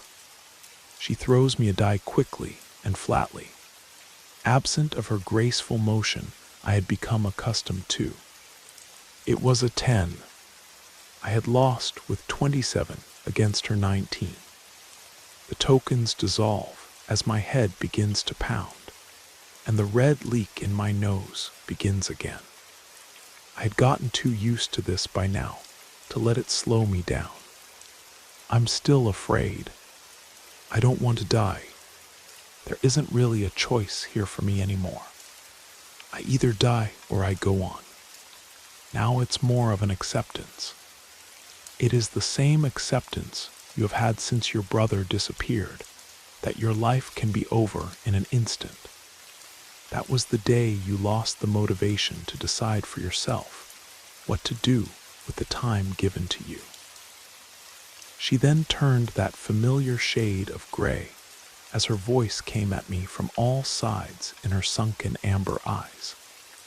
I saw a loathing older than anything I had ever known or will ever know. I am eternal.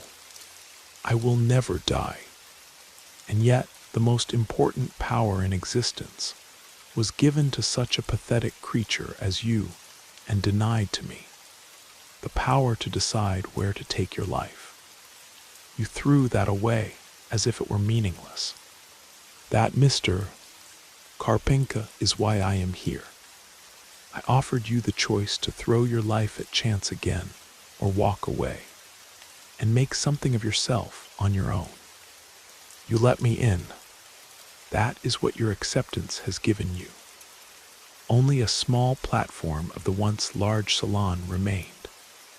It continued slowly fading away as I stared at the pile of tokens that remained. In order to win, I needed to come out ahead with at least 11 tokens. All in, I say, and at once the pile moves itself to the betting circle for one last time. It seemed as though time were slowing down to a crawl. I felt every pounding heartbeat, and the very blood flow through my veins like tiny rivers, laced with what adrenaline I had left. I could hear the micro-fractures of the remaining floor beneath me crack and fall into the abyss around me. The woman mouthed something to me that I don't pay attention to. I couldn't even hear over the pumping blood flow from my ears. There was a strange vibration coming from the table that was in synchronization with my own heartbeat. Before the dice came out, I had a thought that it may have been the tokens themselves, a reflection of my own life. Dice flow to the table once more. My dice are rolled out to me, 14. Her face-down die is placed on the table. Suddenly, I feel myself begin to fall, and I cling to the table.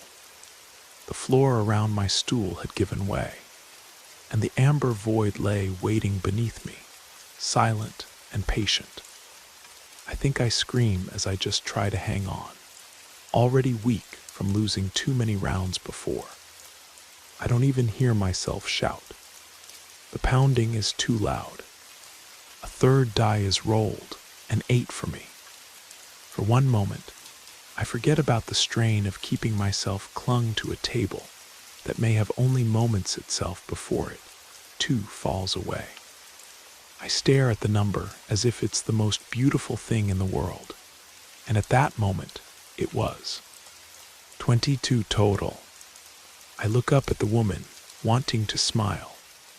The only thing that greeted me was her own smile, slightly sinister.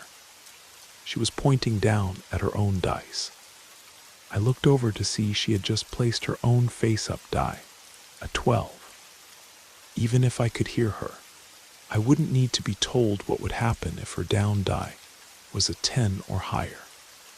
I close my eyes in disbelief. I am pulled away from the table, my legs no longer having anything to kick and scrape against to stay up. When my eyes open, I find myself being held hovering above the table, an elongated claw-like arm holding my midsection, as another snakes its way back and forth across my neck, leaving small scratches, even though the tip of the point was literally grazing my skin. Something wet caresses my left ear, and out of the corner of my vision, I see the monstrous gray face of Ariel, mouth wide open. "Turn it over," she whispers. I outstretch my right arm. Every muscle fiber is already like tight piano wire. It creaks with every inch I push it forward, as my own hand closes in on the face-down die. Her claw takes up position beneath my right ear. My fingertips touch the die, her own pressed in painfully to my skin, waiting for the chance to tear my throat apart. I shut my eyes hard and cry out as the die is flipped over. I hear a woman's voice call out to me, and I felt a hand on my shoulder. It was the server, asking me if I was okay, standing over me with a concerned look. My head turns to the front. I was back in the private lounge. The walls were intact, and there were people around again. In fact, they were staring at me like I was a madman. I still felt something in my hand, a die with amber-colored pips, feeling grainy to the touch with ancient hieroglyphs on the faces to signify the values. A breath forces its way through my throat and makes a sound similar to a cough.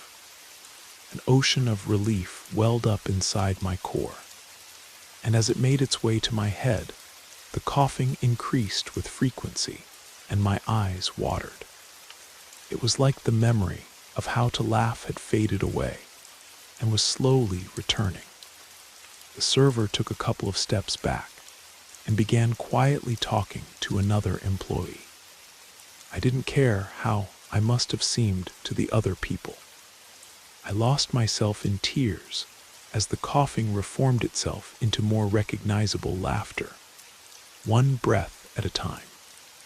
When I got myself under control again and wiped the hot tears from my face, I found the die in my hand was gone. I stumbled to my feet and sped away to the restroom. In the bathroom mirror, I saw that my hair had returned, my face unblooded. There was a floating feeling in me, like anything that had ever troubled me was now far away. That feeling continued to stay with me as I left the salon, past the bouncers who were made aware of the scene I made in the lounge. I laughed as they looked at me. They were 2 seconds away from getting a hold of me, but I strolled past them toward the doors. The night air was cool with a mild breeze. The stars above me were brilliant and wonderful. To me, everything was, even the trash in the gutter of the parking lot. My free feeling dropped a bit when I got to my car to realize I did not have my keys.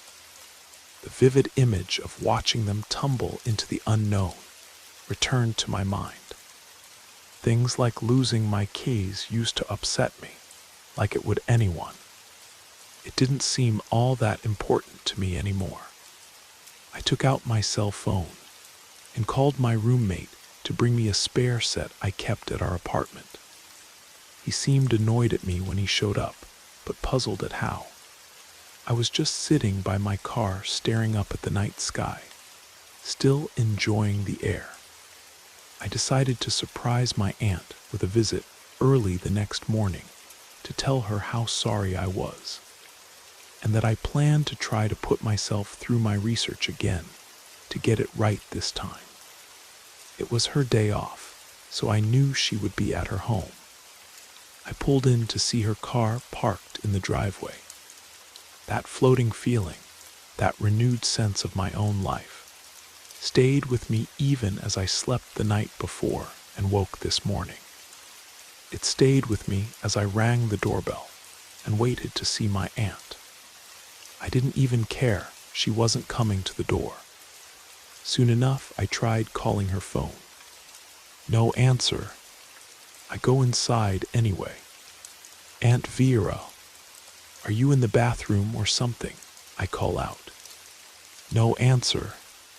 The Cloud9 feeling began to ebb away. I looked around the living room. Nothing. Something does catch my eye, though. A familiar object on the key ring holder, nailed to the wall by the door. It was my car keys. The same ones I lost in that nightmarish place that only last night I somehow escaped from. "Aunt Vera," I began screaming and rushing through the house. Nobody was in the bedroom or the bathroom. As I entered her home office, I saw my aunt with her back to me, sitting in a chair, looking like she was about to read something. "Aunt Vera," I called out again. She didn't even move, let alone answer me. I moved closer and shook her. Her body was cold, and the normal softness of another being was absent. That's when I saw it, the lifeless look in her eyes. I kept shaking her, not knowing anything else to do, and screaming as I continued. Her body falls out of the chair, but maintains its position. Rigor mortis. She must have been dead since last night. A giggling noise comes from behind me. I spin around sharply to see Ariel standing not 5 feet from me. "Hello, Mr. Karpenka," she smiles, and I scream once more as I back away. I didn't realize how quickly I had moved until I was surprised by the feeling of the wall slamming against me. "Is that any way to greet a friend?" she says whimsically, still with that drunken smile. Why did you do this to me? I did not kill her. Your aunt had a laboratory accident last night. You see, as it turns out, your aunt's assistant failed to secure a container of experimental materials. She went unprotected into a room filled with toxic gas for some time. Her death was just very unfortunate. She laughs madly. No more words were coming to my mouth. I just sat and cried, hopeless. I was supposed to have a second chance to make things right, not only with me, but with her. I had beat you at your game, but you couldn't let me win, it seemed. I won. You said you would give me a second chance. You did, and I have. As chance would have it, you are the sole beneficiary in your aunt's will. She was a prominent physicist, wasn't she? Lots of scientific breakthroughs there. Things to build on or disprove for yourself to help you do as you please. You could go back to your research with it if you wished. It does not matter to me. Our business for now is done. I never wanted it to turn out like this. My aunt didn't deserve this. I didn't deserve her research. I couldn't move. I started to wish she had just killed me. The only thing that snapped me back into the moment was Ariel, her form changing once more. "Nico, get up. Call the authorities. Take the research and move on with your life. You had your second chance to come back from all of this. Not many are so lucky to get that chance." She smiles a wide, toothy smile. "Or don't. It would be fun to play with you again. I will be watching." Just like that, she was gone, vanishing before my eyes.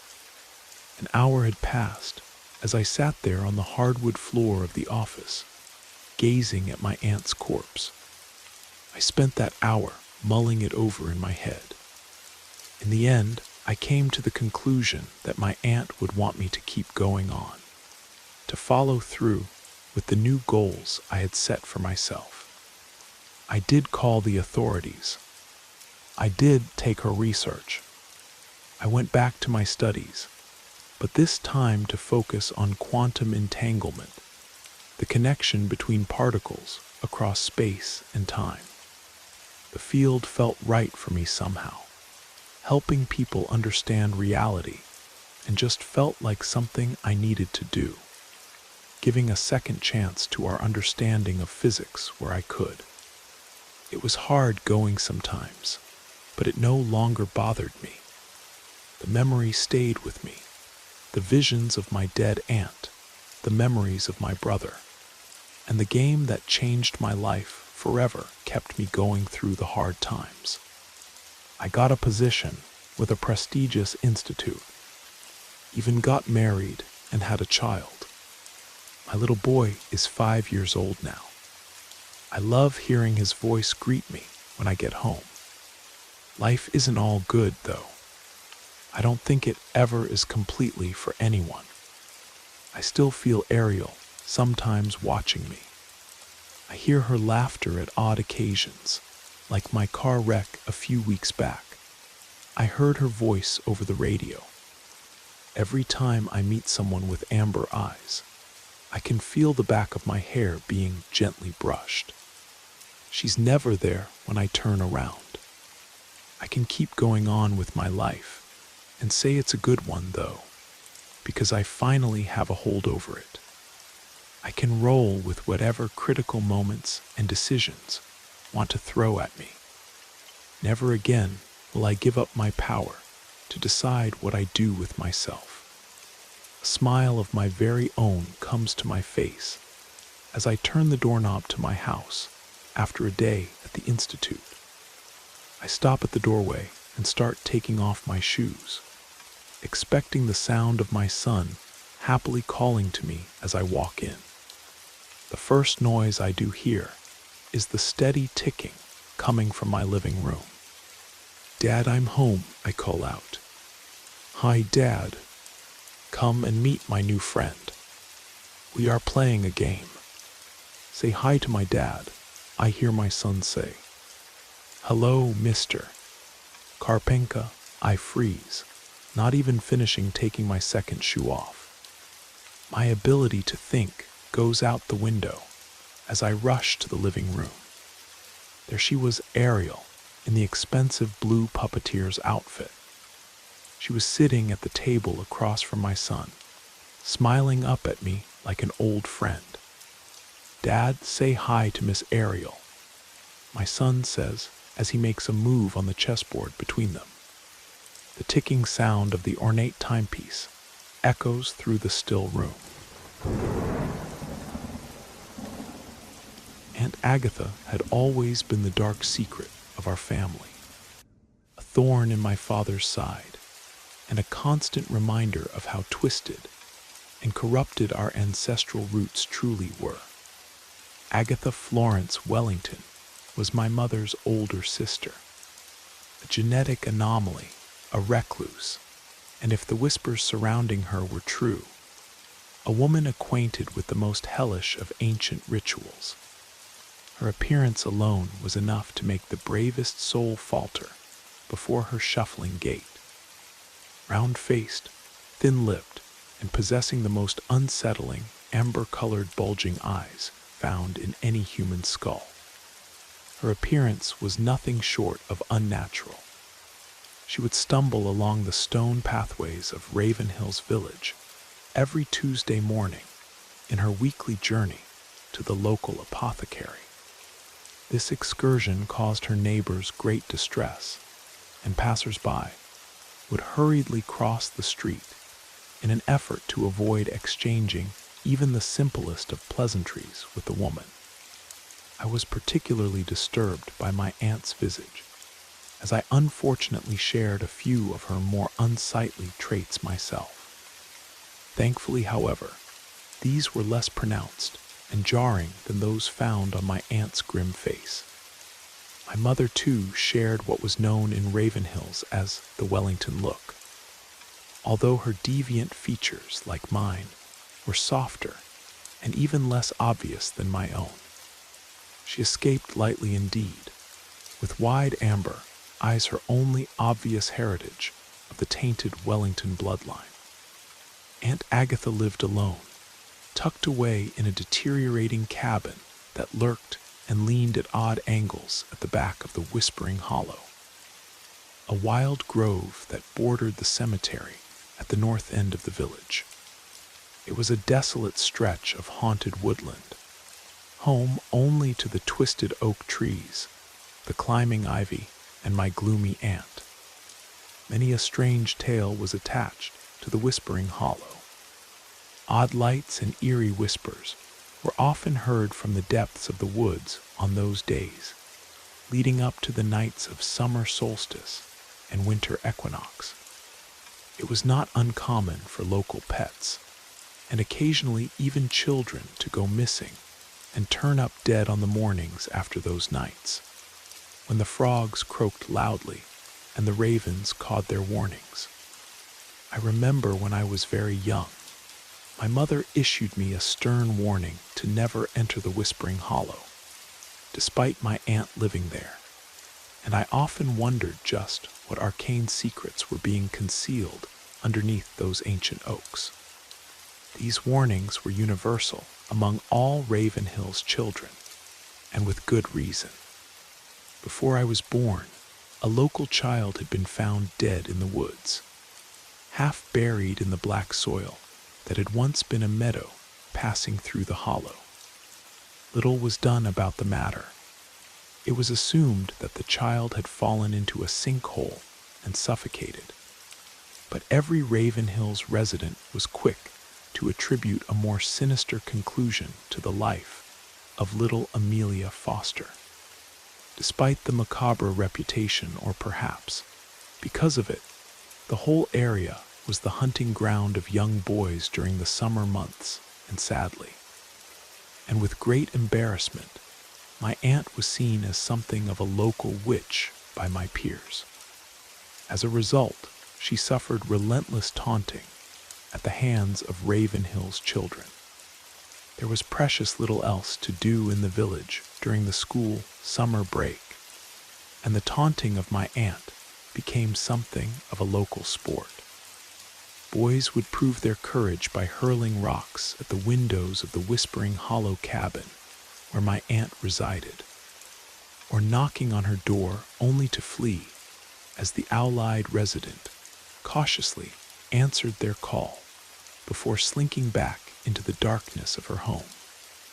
Being the nephew of Mad Agatha meant that by proxy, I too suffered from the attentions of my aunt's tormentors, and I tried desperately to make myself invisible in and out of school.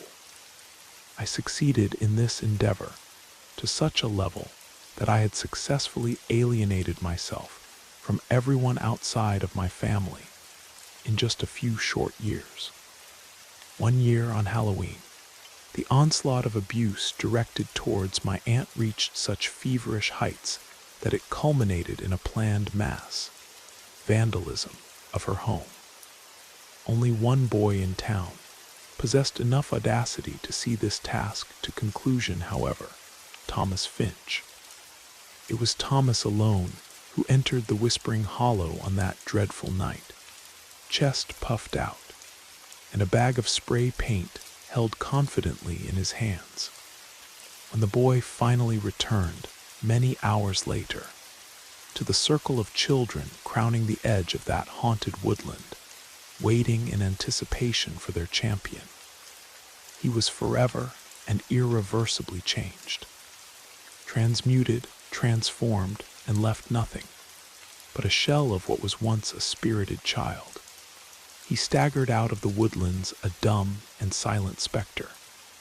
Poor Thomas Finch, the terror of all children younger than himself, said nothing about what he had seen in the dark that night, nor would he ever speak a single syllable again his whole miserable life. Eventually, the vacant-eyed mute was taken away from his parents and moved to Greycliff House, a home for the mentally disadvantaged. There he stayed for many years, banging his head against the wall of his cell to a silent, alien rhythm, until fate gave him the opportunity to escape his confines and leap to his death. Exactly 13 years since he first lurched out of the shadows of the twisted oak trees. My aunt was questioned about the incident, of course, but denied ever seeing the boy, let alone speaking to him or causing him harm. This event left me even more isolated from the other children. Before that night, they might have included me in their torments, but once Thomas had been forever silenced, they avoided me completely. I very rarely saw Aunt Agatha in person. Occasionally, she would show up at a family gathering or function to make a token effort to remind us that she still existed in this world, only to disappear just as abruptly as she had arrived. My father, in particular, despised the woman. He hated the appearance of his sister-in-law, and he hated that his wife and son were kin to the woman. But most of all, he hated the way Agatha collected strange artifacts and ancient dusty tomes. Agatha was something of a scholar, at least of a certain sort, and loved to devour information from her astounding collection of books. Her library consisted of a mass of sprawling grimoires and papers scattered around her living room in no discernible order. A chaotic, crumbling mess of ancient and esoteric knowledge. Many of those decaying, musty volumes were written in languages unspoken in the isolated villages and hamlets of North Yorkshire. Archaic German, French, Latin, Greek, and scripts so wholly alien in structure that they must have been impossibly extraterrestrial in origin. Other, far stranger items dotted the cramped rooms of the cabin that Agatha called home. Misshapen, twisted roots, exotic stuffed animals, crystals arranged in geometric patterns that were maddeningly complex. This was the legacy of my Aunt Agatha, a repulsive, isolated, semi-antiquarian, semi-human recluse, obsessed with the forbidden and in love with the wicked and strange. All these memories and thoughts flashed vividly in my mind as I sat opposite the stern, cold face of Mr. Reynolds, my family's long-suffering solicitor. Just seconds ago, he had impassionedly read out aloud the contents of my aunt's last will and testament, in which a woman I barely knew and had good reason to despise had left me all her earthly and unearthly possessions. Aunt Agatha's death had been as singular and strange as her life. In the early morning of October 24th, 1987, she had stood barefoot on the edge of Blackmire Forest in Green Mountain, Yorkshire, and walked slowly and deliberately into the waiting darkness of the ancient woodland. A trail of small, odd footprints in the mud and a pile of scattered clothing were all that had remained of the woman. Although a body was never found, she was declared legally dead some years after, and had left instructions with Mr. Reynolds that I, her only nephew, was to receive all she had ever owned. The significance of the location of her demise was not lost upon me. For decades ago, my family had lived in the town of Green Mountain. The forest had always been in the family's blood, and many a Wellington had worked as foresters, botanists, and even wild herbalists, at least if one was to believe the various myths and legends surrounding us, for the Wellington blood was tainted, or so the stories said. The original branch of the family had come to England from Scotland, where a great deal of my relatives had lived in the decaying and damned woodland town of Shadow Grove, Perthshire. Shadow Grove itself was a nest of horrid myths and repulsive witch lore. He had come to Yorkshire under a cloud of dark suspicion and dread, chased out by the locals as witches and werewolves, forced to cross the bitter border, and finally ejected upon the shores of England proper. Whatever it was that had segregated us from the other branches of the family. For many a Wellington still resided in rotting Shadow Grove, none can say. My grandparents certainly would not discuss the matter. My own family had made the move away from Yorkshire and into the small village of Ravenhills, Lancashire, due to a chance meeting between my mother and father during a blistering hot summer holiday, which my father had chosen to spend hiking in the countryside. My father had been a keen lover of folklore, from ancient Celtic ruins to medieval village customs. He had traveled the length and breadth of Britain in search of historical adventure. It was during such a trip that he learned of Green Mountain and its magnificent Victorian hunting lodge, the Ravenscroft. During his stay in the town, he had encountered my mother in the woods, as she collected various herbs, mushrooms, and bits of wood with strange markings. Enraptured by her large amber eyes and raven black hair, my father spent much of the summer with the strange girl who was to become my mother, and they quickly became close friends and confidants. Some months later, the two young lovers were engaged and made the move to my father's home village, marrying at the parish church before buying a home in one of the cramped and sloping alleys of shadow-haunted Ravenhills. Unfortunately, there had been an unwelcome catch to this otherwise auspicious joining. Agatha, my mother's older sister, would also be making the move to Ravenhills with them. My grandparents, you see, were sadly in no fit state to look after the woman, who was herself somewhat mentally disadvantaged, or backward, as my father would say, and wholly ignorant of the many social norms we often take for granted in this day and age. The elder Wellingtons were hopelessly advanced in age too, and it was clear that they feared for their daughter's well-being when the inevitable shedding of their mortal coil took them to the cold and unwelcoming grave.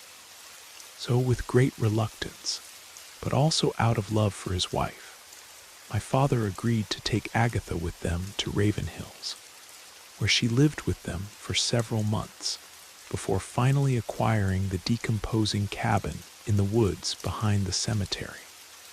Not long after my parents' marriage, my Wellington grandparents succumbed to a kind of wasting disease. I had never actually seen either of them, nor had my father encountered them more than a handful of times, as they did not even have the strength to attend their daughter's wedding. Agatha and my mother both attended the funeral in Green Mountain, in which a few gray, shadowy strangers appeared, many of them also bearing the odd Wellington look. It was during this time that my aunt acquired the vast bulk of her blighted library and bizarre trinkets from my grandparents' home, nestled as they were in the boarded-up attic bedroom in which they had queerly spent the majority of their later years in total seclusion. The years passed by in Ravenhills, and while my parents made a home for themselves and started a family, my aunt continued to live alone in the woods, her collection of moldy books and stuffed animals her only company. As I have already mentioned, I was by no means close to my aunt, and although I did not hate her with the burning vitriol my father had reserved for the woman, she had still unnerved and nauseated me on the few occasions I was unlucky enough to be in the same room as her, and I was genuinely taken aback by being made her sole heir. All this no doubt accounted for the puzzled look that must have graced my face, and to which roused Mr. Reynolds to once again break me away from my daydreaming with a short, deliberate cough. Snapping out of my thoughts, I focused upon the solicitor and smiled a weak, apologetic expression, and he proceeded to inform me that the cabin was in a cankerous state of decline and would be unsafe and unfit for habitation, and advised me strongly from entering it, instead suggesting I hire a few locals to fetch me whatever items I desired and deposit them at my own home. He assured me that any effort made to restore the cabin would be nothing but a cash sink and a complete waste of time. It was decayed even by the standards of the other groaning properties that dotted the woods, and truth be told, I had no desire to enter it. He gave me a few more details about various bits and pieces my aunt had left me, a few pounds squirreled away in a bank account, and also the residence that my grandparents had lived in back in Green Mountain, which I simply asked him to put up for sale on my behalf and to sold as cheaply as possible. As luck would have it, he managed to sell it quickly to a distant relative, a Wellington cousin who still resided in the woodland town and wished for whatever reason to acquire the property. After leaving Mr. Reynolds to his paperwork, I left his office and headed straight to my parents' home to talk about the matter with them both in full. My father seemed quite dismissive of the whole affair, assuming wrongly that I would have no interest in anything that had belonged to his deceased nemesis. My mother, on the other hand, seemed greatly unnerved by the matter, at first probing me to see what my intentions were regarding my aunt's belongings. Upon hearing that I would be taking them all to my home and cataloging them at my leisure, she could hardly contain her anxiety. This confused me greatly. I assured her that I simply wished to see if there was anything of worth to be sold to collectors, and this seemed to calm her briefly. Finding some local strong-arms to move the immense hoard of junk from my aunt's cabin and to my home proved to be quite difficult at first. Most men of labor in Raven Hills proved to be stupefying in their reluctance to enter Whispering Hollow and superstitious regarding the Wellington name. In the end, I was able to hire a few Eastern European laborers who, despite being superstitious themselves, were strangers to Raven Hills and ignorant of the mark upon my family's name. I busied myself with work during the week, or so it took to ransack my aunt's cabin, and at first barely noticed the hoard of books, stuffed animals, twisted roots, crystals, and various other bric-a-brac that I had the workers stack as neatly as possible in my attic.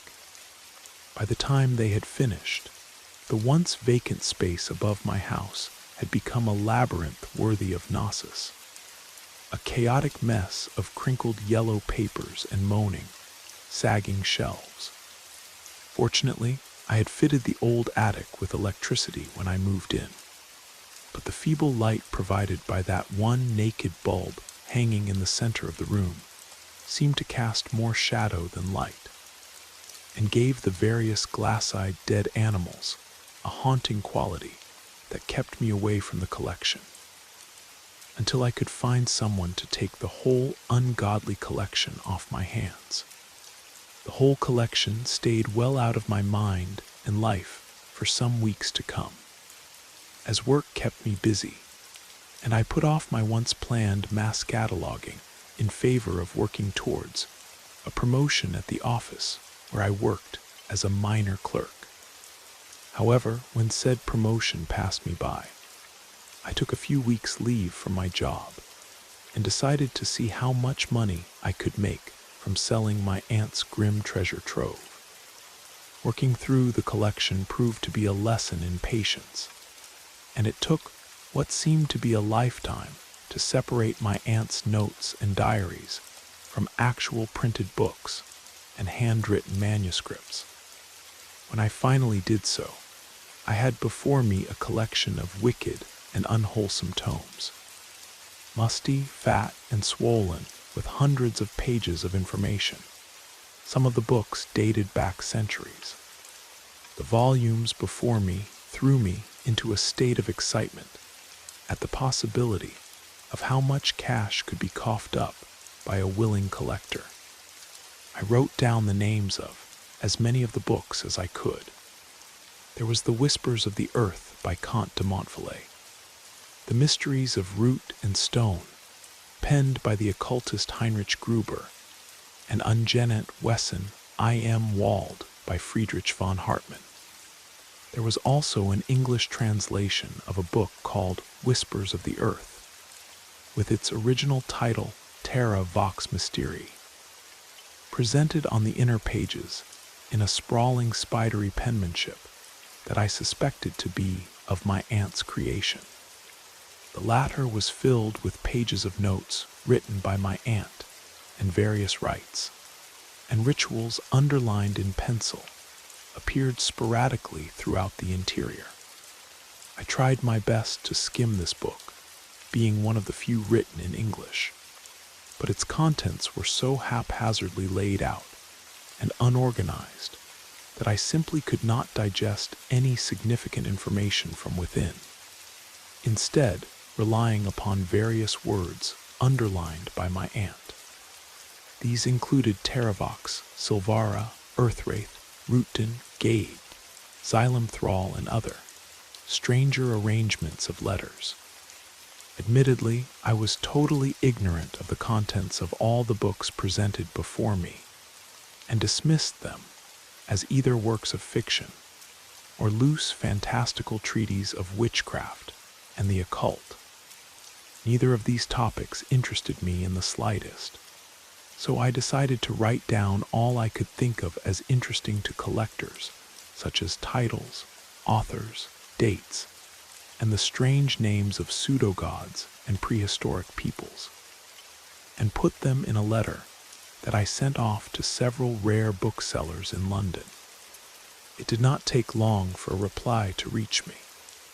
One Professor Aldous Noir, a collector and bibliophile, had been put in touch with me via one of his contacts and wrote me a fevered response.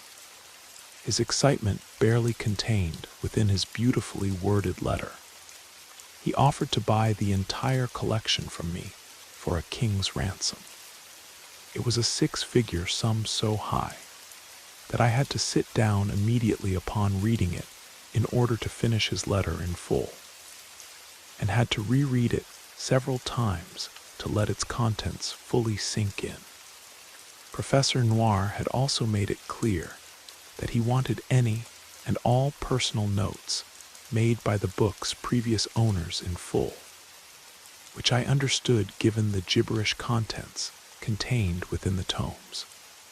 However, I decided that I would not hand over my aunt's diaries, for whatever absurd sentimental reasons I may have attached to them.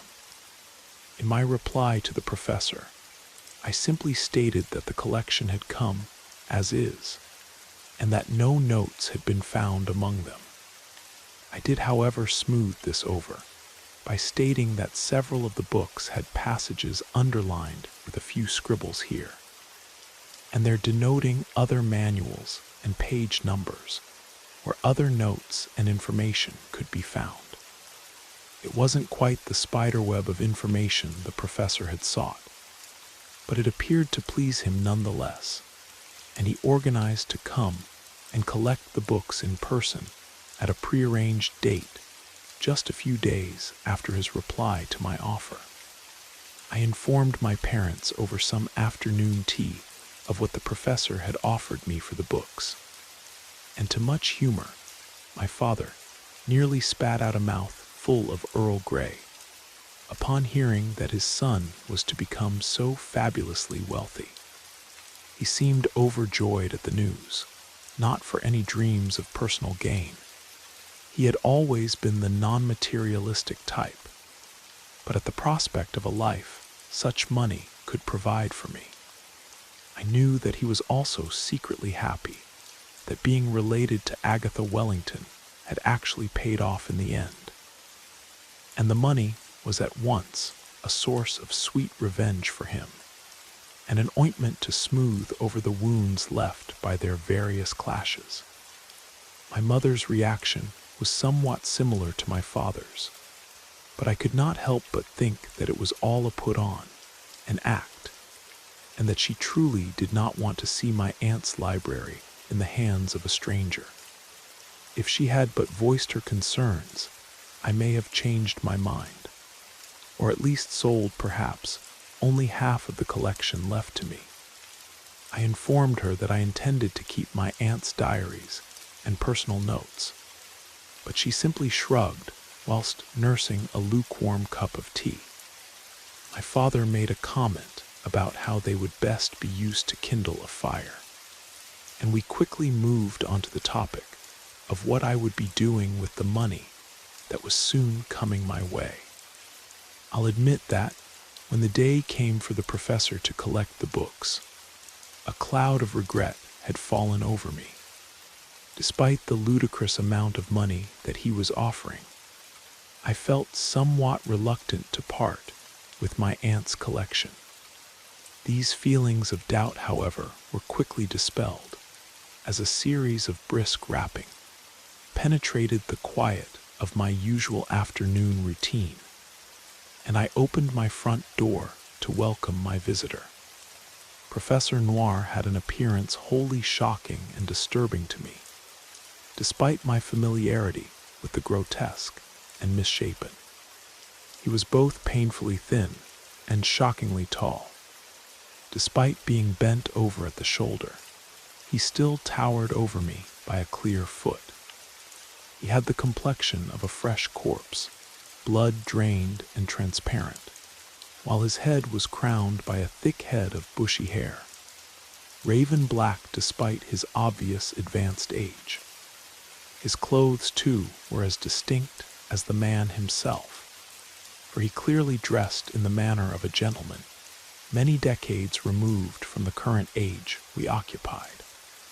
These fine clothes were, however, somewhat lost on the man, as his willow-like frame caused them to hang off of him like folds of dark, dead skin.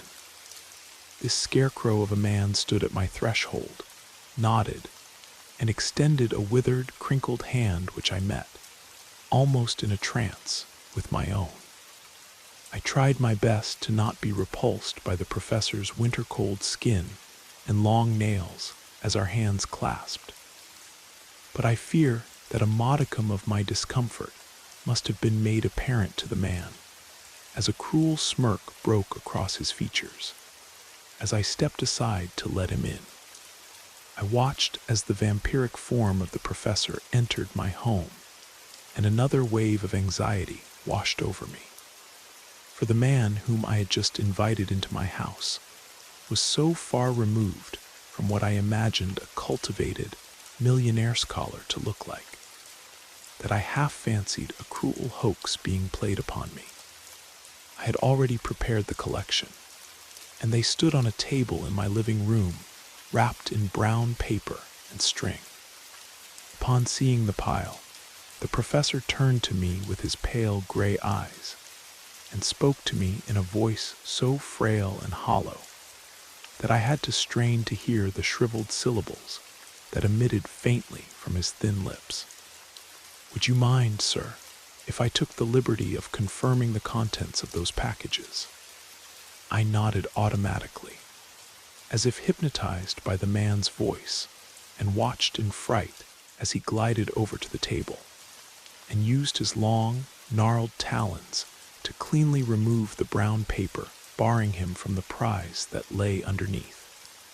I watched the grim spectacle of the professor using his sharp nails like some kind of organic letter opener, and then greedily scooping up the books in his hands, flicking through their contents with the hungry gaze of a wild predator. Happy with his lot, he turned to me, and without even looking me in the eye, sharply withdrew a folded check from his waistcoat pocket and handed it to me. I unfolded it and was once again taken aback by the amount written upon it along with my name, and quickly placed it in the top drawer of my study desk with an obvious, avaricious celerity. Our business seemingly concluded, I regained my senses and offered the professor some refreshment, which he took thankfully as he singled out a seat in my lounge, and with great effort lowered his mummified body down onto. As I poured us both a cup of tea, he continued to plumb through his new acquisitions with a look of pure joy. It was a look that seemed out of place, and it was disturbing to see it grow upon his cold, rigid face. We talked at length for several hours, during which time he made several inquiries as to where I had acquired my collection, and I felt that he was trying his best to gauge just how much I knew about it. Being one of the world's worst liars, I couldn't bring myself to deceive the man who had given me such a huge fortune for some old books, and decided instead to tell him exactly where I had acquired the collection. I told him all about my aunt, the Wellington family, and our Shadow Grove origins, along with the legends surrounding the Whispering Hollow and the horrible fates that had befallen several of Ravenhill's children, the latter of which he did not seem entirely ignorant of, and he listened with interest as I reeled off the collection of even stranger relics that still sat waiting in my attic to be catalogued. Upon hearing this, the professor set aside his tea and asked politely if he could be permitted to look over these objects. As being knowledgeable of such things, he could quite possibly put me in contact with several antiquarians of his acquaintance who might be interested in purchasing them from me. I saw little reason to deny the man who had so generously secured my future, and helped to lead him gently up into my attic by one of his spindly arms. Upon reaching the top of the creaking stairs that adjoined the attic to my house, I stood back as he picked through the objects like a carrion crow, looking for the juiciest parts of a rotten corpse. He ignored most of the artifacts before him, picking up several crystals and tossing them back dismissively before making his way to the back of the attic, where, covered in a dusty sheet, there stood a tall object that I had yet to bother with, and which he revealed at once dramatically with a swift, sharp tug. As the dirty, grayed sheet fell ignobly to the ground, the spectacle before us caused us both to pause slack-jawed before its horrid resplendence. For resting gently against the wall, there stood an object so magnificent and terrifying that neither of us could barely speak a word for several minutes, frozen as we were in complete awe. It was a painting that stood some 7 feet tall and 3 feet wide, a perfect rectangle that was framed by the most amazing display of carved wooden creatures, the likes of which I had never seen. The frame was a collection of roots, vines, toadstools, and amphibians, all carved beautifully out of a spectral dark wood. At either end of the painting, there sat a large carving of what at first appeared to be a forest spirit. But on closer inspection, the faces of these characters were not fully human, being instead a horrible amalgamation of tree, toad, root, and man. They twisted and writhed along the painting's edge in such a vivid manner that they appeared to sway, as if caught in an invisible breeze, causing my head to spin slightly if I looked upon them for too long. The painting itself was equally bizarre.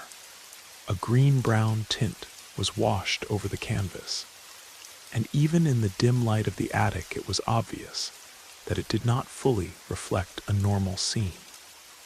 Instead, it distorted the forest scene in a shadowy, undulating manner that made it appear like we were instead looking upon a view from the inside of a hollow tree. The professor stood forward and ran his hands over the wooden frame. And then, shockingly, he gripped the arm of one of the carved forest spirits, and with great ease simply bent it and pulled it off. The wooden limb he then worked over in his hands, rubbing it between his fingers where it molded and distorted like clay, and not as any earthly wood should have. The plastic wood he then rolled into a ball and placed in one of his pockets. He then bent down with a grimaced gesture and picked up the sheet to cover the painting once more. He turned to me with clear concern etched over his gray face and suggested that we leave the attic immediately and make for the lounge. Whereupon, seating himself back down, he requested some fresh tea and bid me sit with him. The professor then proceeded to tell me such a fantastic and macabre story that I became dazed, swooning on occasion at the strange mysteries he was inducting me into. He spoke as if my aunt's collection of books were factual, containing within them all the lore of mankind and the millions of years that had rolled on before our race made the slow climb down from the trees. He spoke of subterranean invaders who had once called the earth home, creatures that had grown up from the soil and held dominion over our world, while man's most distant ancestors were still billions of years from appearing on the cosmic stage. These dreadful beings, gods compared to humanity, had experimented with life and in accident, had given birth to the ancestors of the human race. He spoke of the root dwellers, the ancient ones, the dreaded fungi of Yggdrasil, as well as the great race of Terravox, all visitors to our small and lonely blue planet. He spoke also of the few remnants of this horrid mythology that could still be found growing and plotting in the darkest reaches of our planet's forests. This last point he spent much of his time elaborating upon, bringing out quotes and page references from Whispers of the Earth. Uttering those unspeakable names I had once glanced over myself, Earthwraith, Terravox, and Silvara, the last two of which had had their images carved into the painting's frame, represented by the tree-toed things seated at either end of the disturbing object. A whole race separate from humankind, but also disgustingly intertwined with it, that lived undying in the dim reaches of the forest floor, growing through the slowly dissolving ruins of dead buried cities such as dread Rootden, where the sun's rays fail to penetrate through the earthen gloom. He spoke of an ancient pact made with these forest dwellers that resulted in a mixed heritage of human and something, and of the twisted families of Scotland who carried this taint within their blood, the Wellingtons being but one. He spoke too about the painting in my attic, how occasionally the forest dwellers had made such a gift to the tribes of humans who had worshipped them and their old gods as a means of contacting the people beneath the roots, should they ever be needed in dire times or upon the approaching times of their disgusting, unholy rites. By the time the professor had finished spinning his tale of antiquated horror, the hour had grown late, far too late for him to catch the last train back to London. And so, with a little reluctance, I assured him that a bed would be available for him in my guest room. He retired long before I did, for I found it difficult to sleep at all after hearing about the so-called Wellington taint and how it connected with the things written down centuries ago within the books my aunt had kept and adored. Was Aunt Agatha looking for something within those books? Was she looking for a cure to her condition, perhaps? Whatever she had uncovered from the tome, it had caused her to calmly walk into the depths of the ancient forest without so much as a second glance back at the life she once lived. I do not know exactly what time I had fallen asleep on the couch, a half-empty glass of brandy still cradled in my hand, but I was aware of what had stirred me from the depths of my slumber. It had been a crashing sound, like something heavy falling down, and it had greatly disturbed the silence of the house. Blinking the fatigue from my eyes, I immediately thought of the professor, and imagined, aged as he was, that he had left his bed in the night to make use of the facilities, and had fallen in the dark. Dancing up the steps lightly, I found the door to my guest room opened wide, and upon inspection, found no occupant within it. Indeed, the bed looked like it had not been touched at all. I continued my investigation, finding no one in any of the upper rooms. Hurrying back downstairs, I made for the kitchen, and was greeted by a source of light emitting from under the door leading to the attic. Pausing as I touched the door handle, I took a moment to collect my thoughts. Just what was the professor doing up there? I quietly opened the door and winced as it made a light creaking noise. Whatever misdemeanor the professor was performing within my home, I was eager to catch him at it red-handed and without excuse. As I walked slowly up those rickety wooden stairs, I noticed that the light coming from the attic was not from the bulb I had fitted, but instead from the far corner, and that it was no ordinary light, but a curious green-brown that bathed the various artifacts and boxes in a sick phantom glow. The scene that greeted me was at once mesmerizing and terrifying, for the glow appeared to come from the painting itself, which was lying flat upon the floor and not up against the wall as we had left it. The light immediately began to wane as I drew closer, until it finally extinguished altogether, causing me to retreat to the stairs and turn on the electric light. As the orange bulb hummed into life, another scene invaded my senses and caused my heart to fly into a panic, as bundled up against the wall before me, there laid the professor, his limbs stiff and his face frozen in an agonizing, bulging-eyed fright. The professor's lifeless hands were clawing at his own throat. A strange smell, like that of all the rotting debris found in the forest, penetrated the whole room, and with ultimate horror, I noticed a set of wet, inhuman footprints leading from where the painting lay to where the professor had expired. Carefully, I made my way down to the floor where the terrible prints lay. The liquid that composed them was thick and gluey, and possessed an awful stench of soil and roots that made bile rise in my throat. Suddenly, the painting caught my eye, and I half fancied I saw the surface of it ripple like disturbed earth, as if something had just decided to spy upon me before quickly retreating.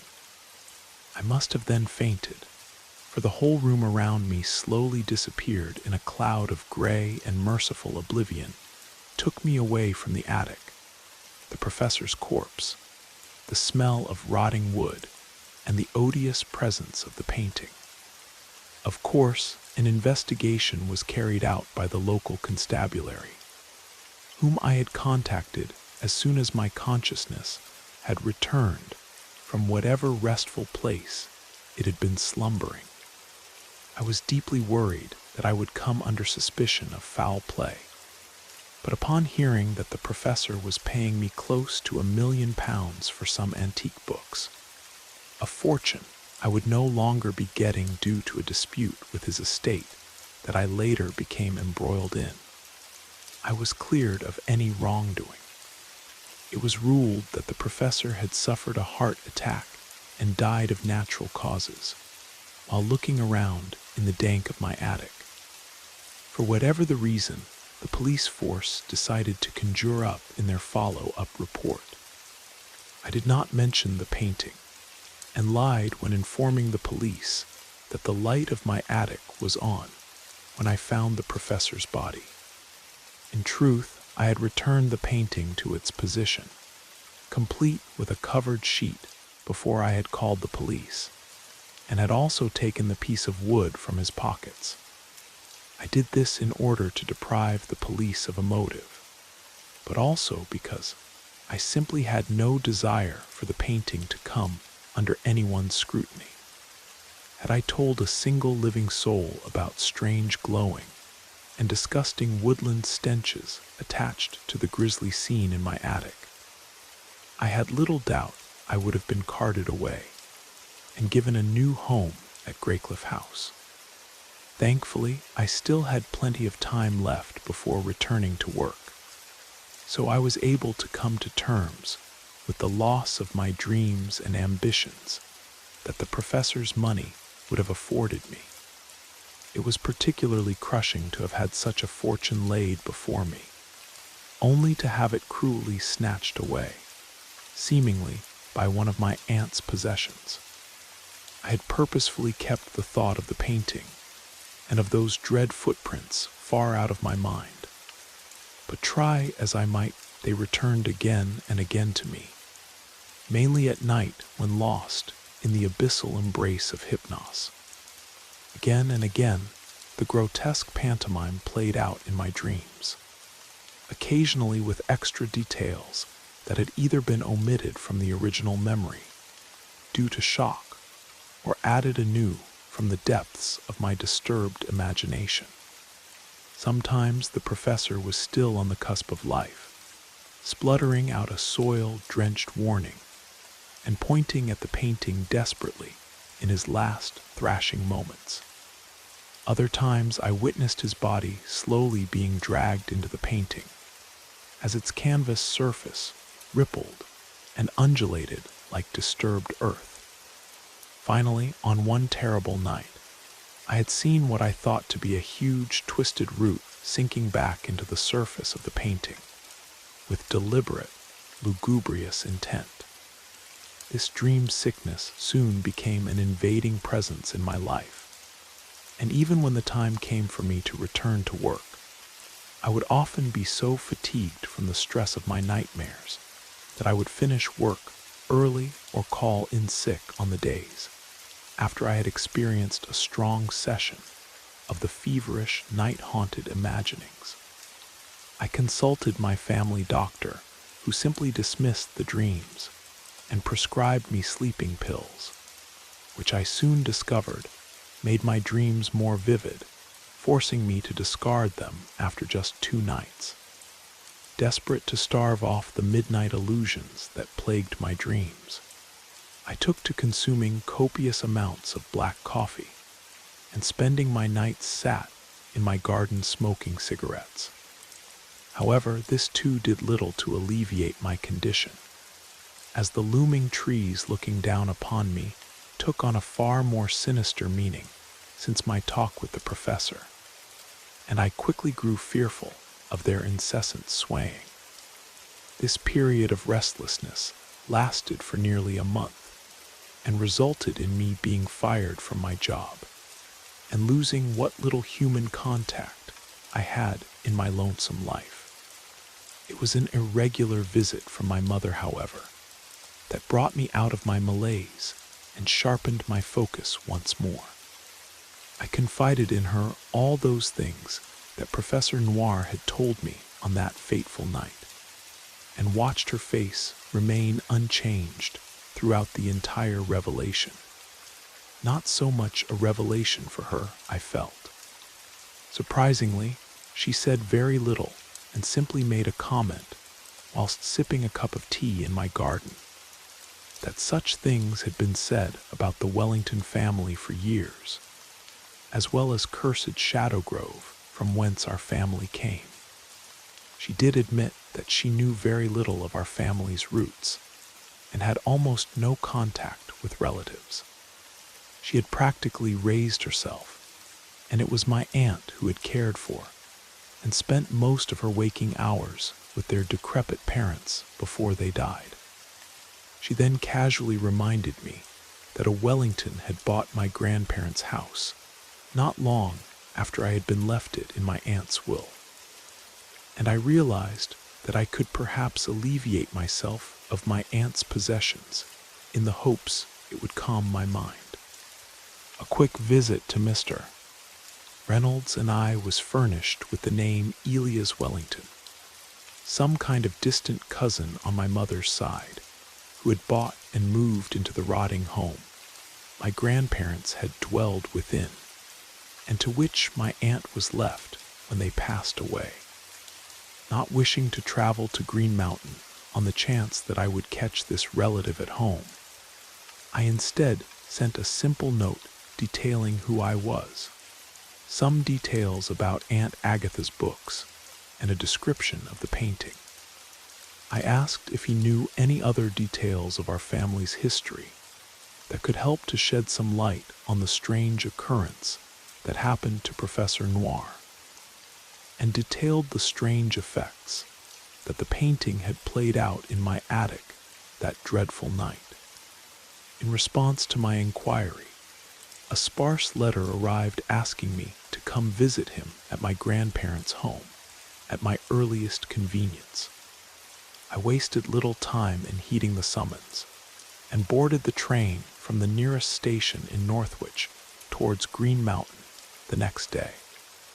At Elia's request, I had Whispers of the Earth securely tucked away in a briefcase, along with many of my aunt's notes as I could carry. The train journey was pleasant enough, with changeovers at Manchester Victoria and then Leeds. Despite the usual overcast weather of North Yorkshire, the countryside was still an open beauty to behold, and I allowed myself a few hours of respite as I drank in the dark green essence of its untamed rolling hills and feral woodlands.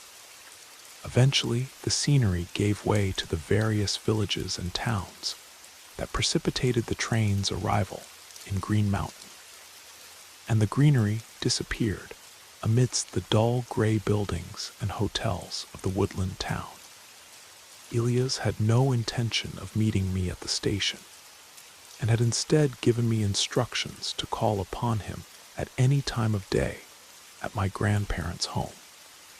He had expressed a dislike of the daylight, and I imagined that he too must be a victim of the sinister wasting disease that had afflicted my mother's parents in so gruesome a fashion.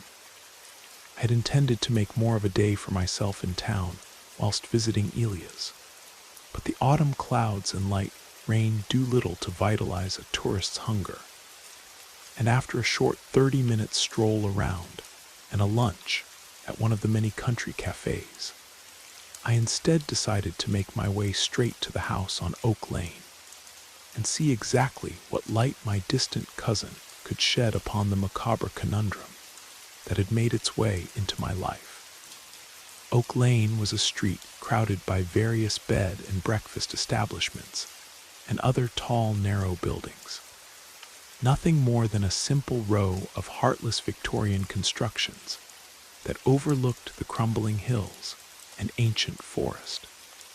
I paused several times and overlooked the woods on my way, allowing myself to fantasize morbidly over my aunt's disappearance and final moments.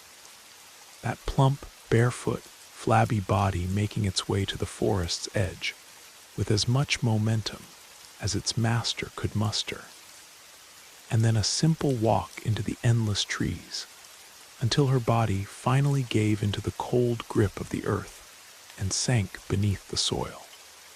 The wind around the hills was particularly ferocious, and it not only chilled me, but also carried upon it the woodland stenches of rotting fungi and moldy bark, an aroma that caused my nighttime terrors to resurrect momentarily and persuaded me to finally move along and towards the home of Elias Wellington.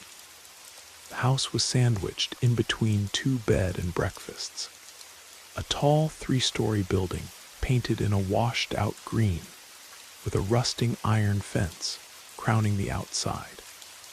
Every single window visible was either boarded up or concealed with thick curtains. It appeared that Elias was a man who valued his privacy. Some simple stone steps lead up to the moss-covered front door, the only source of natural growth found on the entire building. But this was somewhat offset by the peeling paint that revealed a dull, cracked brown beneath. I was about to knock when I noticed a piece of card on the ground held in place by a bottle of milk that had most definitely soured. A short message, or more accurately an order, was scribbled upon it in a poor but strangely familiar script. Folding up the card, I opened the front door, which was unlocked as per the note's description, and walked into the gloom of the narrow hallway.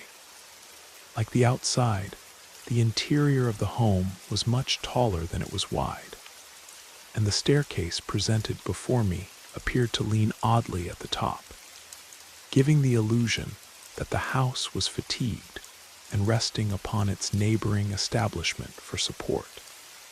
It was difficult to see much in the dark of the hallway. I tried to turn on the lights with a few flicks of the nearby switch, but to no avail. A doorway to my right led into what must have been a downstairs living room, and I proceeded to investigate.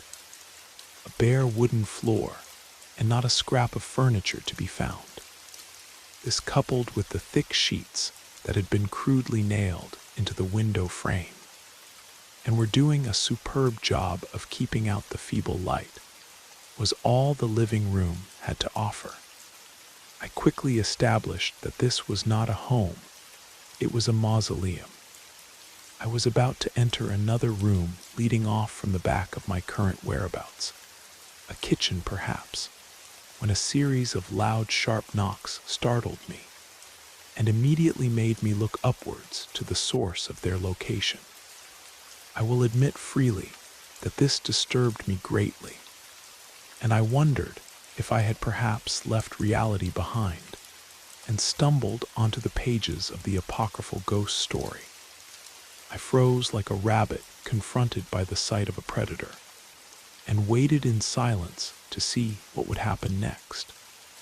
Again, the thumps pierced the silence I stood within, but this time I followed their source and stood at the bottom of the staircase, its thin, decayed carpet doing a poor job of concealing the dry rot beneath. Whatever courage I summed up must have come from the realization that I was here to see a member of my own family, not some moaning spirit wrapped in chains. And I smiled to myself in an effort to banish away the fear that had coiled its way into my heart. Surprisingly, the stairs made little noise as I ascended them as quickly as possible, jumping 2 steps with my stride until I arrived at the landing. Several doors lay before me, but only one was open, and from the room within I could hear a series of low wheezes, and finally, a sickly wet cough.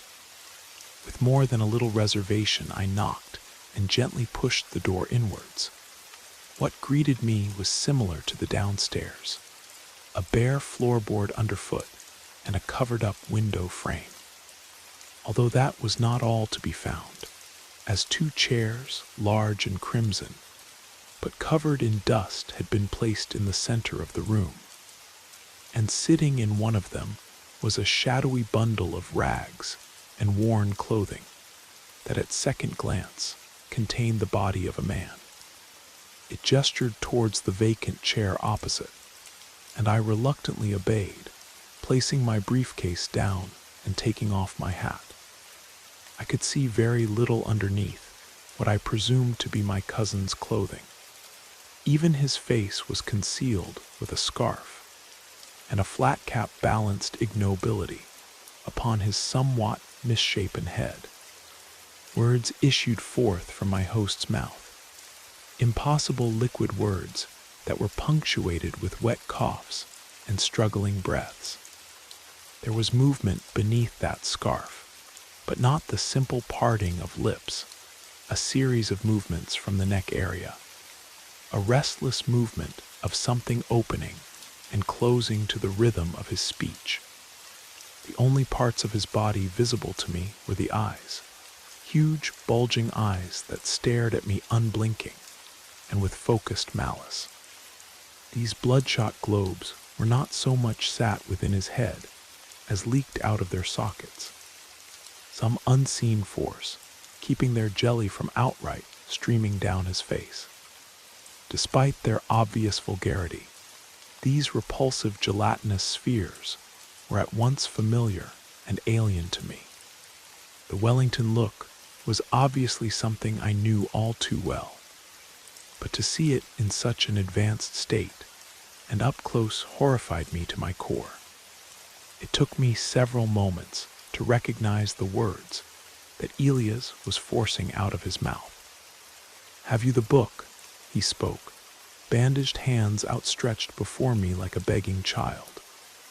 I nodded and picked up my case, clicking it open and passing him Whispers of the Earth along with my aunt's notes. He produced a pencil and started to write on the back pages of my aunt's diary, checking over the tome for some kind of unspoken reference, and occasionally looking up at me with his flowing frog-spawn eyes. As he finished whatever notes he had written, he handed the books back to me, and we both simultaneously jumped as another series of bangs issued forth from the room above ours. He reached down to the side of his feet and produced a broom and lifted himself with great effort off the chair. With the bare end, he then struck the ceiling in response.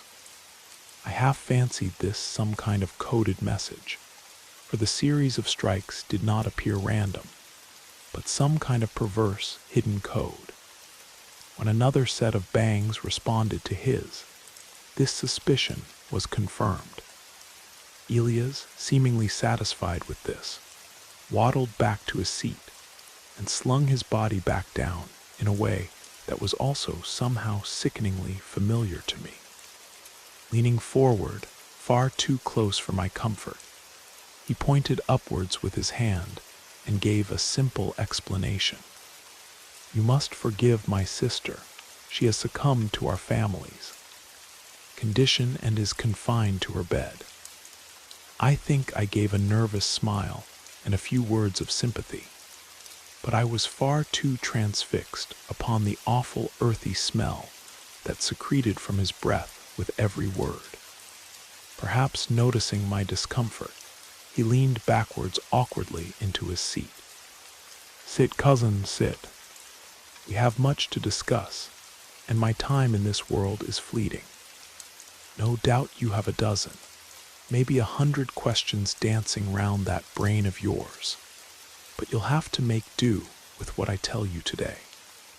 You got some answers from that professor friend, but what does a stranger know of the affairs of a Wellington? Only a Wellington can help a Wellington. Maybe a Woodward or a Thornbury or Hells, even a Blackwood might be able to tell you what is in store for you, but you have me instead. I bet you're curious as to why our family left Shadow Grove behind and came back to our ancestral home, aren't you? Well, you have those books like this here Whispers of the Earth, to thank for that. Our great-granddaddy was a sorcerer, you see. Oh, you may laugh at such a thing, but I tell you it's the truth. A great sorcerer who could conjure up all manner of gods from the soil and the roots, and have the sylphs of Earthwraith answer his calls. Others grew fearful of the power he had. Other Wellingtons who had little power themselves and wanted his for themselves, not interested in paying service to Terravox or Silvara or any other god. Granddaddy Wellington used the names of the great old ones himself, without any priest of Taravox present. They forced him out, chased him and his forest dweller bride out of Shadow Grove along with their children, and forbade them ever to return. Why didn't the cult of Taravox have him killed? Well, who knows? Maybe they feared his power. Maybe they thought old Taravox himself would come to collect his due on the traitor, but it never happened. He paused momentarily to catch his breath, and I watched as he struggled for several minutes before continuing his horrid monologue. The painting could be another reason. Granddaddy had made the thing himself as a way to commune with the gods of the earth, and to look in on his family, who had made the change and grew beneath the soil outside of Shadow Grove. Who knows what bargains he had made with the forest dwellers? I reckon Shadow Grove folk, and the cult feared another uprising like the one in 1846, should they act against him, and just let him and his kin be. So to Green Mountain he came, where he kept his books, and said his prayer spells to Taravox and Earthwraith every solstice and equinox, and carried on the Wellington line, making new deals with the forest dwellers through the painting, and bringing in other families to mix blood with them old earth demons. Oh, you'd be surprised by how many round these parts carry the blood of the forest dwellers in them, and how many make the change and grow to the depths of Rootden, to dance and frolic with Taravox in the dark. I'll be making that trip soon myself. Me and my sister will walk down to the forest and keep on walking, just like your aunt. My mama did those years ago. I can see you looking more confused, cousin. Did you think that Agatha Wellington had no kin other than you and your mother? She's a Wellington after all, and had to take a mate among the forest dwellers just like we all do, just like your mother did. Your mother was already carrying you in her when she met that man calling himself your father on the hills, all those years gone. You'll change just like I'm changing, just like your aunt changed. Your mother doesn't seem to be making a change, but the blood of Taravox is stronger in our men, I guess. You just say those words I've written down in that book. You say them when and where it tells you to say them, and you'll get those answers you seek. He said nothing more, and I waited for several minutes just in case fatigue had caused him to pause for breath. But he did not say anything more on the matter, perhaps knowing that what he had added to the diary was all I truly needed to know. As I pondered the last few months of my life, a series of horrid realizations began to creep over me, and I suddenly wished to be outside, away from the bundled menace before me. I managed to muster enough will to lift myself off the chair and pick up my belongings. He watched my every movement as I backed my way towards the door.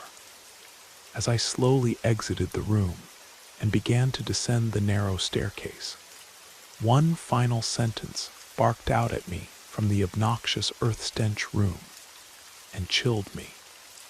Wellington blood is thick in your veins, cousin, and you'd best prepare yourself for the change. These last words were met with more wheezing and coughing, but also a guttural and mocking laugh, and by the time I regained my senses, I was outside the house and underneath the gray clouds once more. I staggered back to the train station like a piece of debris caught in the breeze. And once the train was in full gallop back to Raven Hills, I summoned up the courage to look over the additions Elias had made to the diary. The instructions were clear, but also baffling. A ritual of sorts. I hoped, perhaps vainly, that following through on my cousin's scribblings would grant me some measure of peace and closure. Upon returning home, I started to make the necessary preparations for unearthing the truth about the Wellington look. gathering the notes and formula outlined in Elias' notes. I had no wish to visit the Whispering Hollow, to walk beneath the twisted oaks, as the silver light of the full moon bathed all around me in a chilling glow. But I did. I had no desire either to stumble or struggle through the mud and filth of the woodland on the winter solstice in the direction of my aunt's home. But this too I did. I had made all the preparations as instructed to me by Elias Wellington, whose handwriting had been so oddly similar to my aunt's. The painting, Taravox's painting, had been removed from my attic and once again brought back to the crumbling cabin, placed on the floor of the largest room just as it had been on that dreadful night that still haunted my dreams. The significance of the moon and date had been clearly set down for me, although I had the option of waiting for the spring equinox in March to work the old magic of Shadow Grove. I simply could not wait that long for the truth. It had to be tonight. The moonlight was strong enough to illuminate my path to the cabin, but regardless, I brought along my torch and supplemented Luna's gaze with my own feeble cone of light. Through the blackness I shambled, making no effort to conceal my coming from the various woodland beasts who hunted during the hour of the wolf and beyond. I half fancied all manner of specters and phantoms awaiting me in the woods, the ghosts of little Amelia Foster and Thomas Finch, along with every other miserable soul claimed by the hollow formed before my vision, dancing in and out of my sight among the trees. Suddenly the cabin came into view, a leaning, rotting husk that looked more like a disused garden shed than an actual home, surrounded by twisted oak trees and sitting in a circle of black blasted earth. My aunt's home stood in defiance of the repugnant nature that desperately sought to reclaim the wooden structure. It was crowned with strange diseased orange fungus and furry rugs of crawling moss. Insects gathered all around the cabin, feeding with indignity upon the fleshy pulp of the clinging mushrooms, occasionally pulling themselves away to dance frantically within the illuminated cone of my torch. The entrance to the sagging structure was not barred, and I entered into the main room of the cabin and was immediately greeted by the wooden painting lying flat upon the decomposed floorboards. Above, a crude skylight had been fitted into the flat roof. I say skylight, but it was nothing more than a trapdoor that opened readily and eagerly once the single rusted iron bolt that held it in place had been relieved from duty. The ceiling door swung open, creaking like a walking corpse, and eventually came to a rest after swaying for a few seconds. A wash of moonlight came streaming through the opening and hit the painting's surface. Rather than reflect off the canvas, the light instead beamed directly into the painting, drawn into it by some unseen force that then expanded the light, illuminating the whole cabin so much that my torch lay forgotten on the ground by my feet. I dropped to my knees in horrid awe and unconsciously crawled closer and closer to the painting's glowing edge. Once more the terrible forms of Father Taravox and Mother Silvara, carved in wood and glaring menacingly in my direction, came into view, and I hesitated slightly before finally resting my gaze upon the vision that had patiently been waiting for me, a vision hinted at by Professor Noir and my cousin, a terrible legacy that even now must be growing through my veins and transmuting my form with languid but irreversible taint. Had this been what Thomas Finch had stumbled upon all those years ago? Had he seen the truth of Aunt Agatha's heritage, and as a result, suffered a mental shutdown caused by his feeble lizard brain, rebuking the awful reality of the Wellington look. It is difficult for me to write down exactly what I saw in the painting that night, but for the sake of all humanity and for those who will come after, I will try. By the time anyone finds and reads this, I will no longer be a resident of Raven Hills. I will be changed and at home among the earthy depths and soil-soaked stones of the deepest gulfs of horror imaginable. For I kneeled perplexed, transfixed at the scene playing out before me in the forest cavern, where the root things frolicked and swayed amid cyclopean ruins, dancing blindly and madly to a silent alien beat. The fungoid twisted creatures prostrated themselves before the eroded edifices of Father Terravox and Mother Silvara, and to the colossal statue of Lord Earthwraith that towered over the whole sickly affair. Except the statue was not a statue. It was alive and moving, overseeing its baying subjects in their chaotic worship, a gnarled titan, pleased with the spectacle around it. They danced and copulated and tore each other to pieces, as the assembly reached such hideous heights of frenzy that I was sure I would be sucked through the painting and into the icy soil of Rootden. But this disgusting pantomime being played out before my senses paled in horror, compared to the realization that one of the creatures possessed a visage so familiar to me that I mercifully passed out as my mind recalled its likeness. For the newest addition to the throng of the root things wore the face of my Aunt Agatha Wellington. She who had sought the embrace of the ancient forest, not in order to end her life, but instead to take her place among the forest dwellers, as all those who bear the Wellington name must one day do. Thank you for spending this time with Brad Arrows. We hope the stories whispered through the rain carried you far into your imagination or your dreams. If you're still awake, let us know how you liked the journey.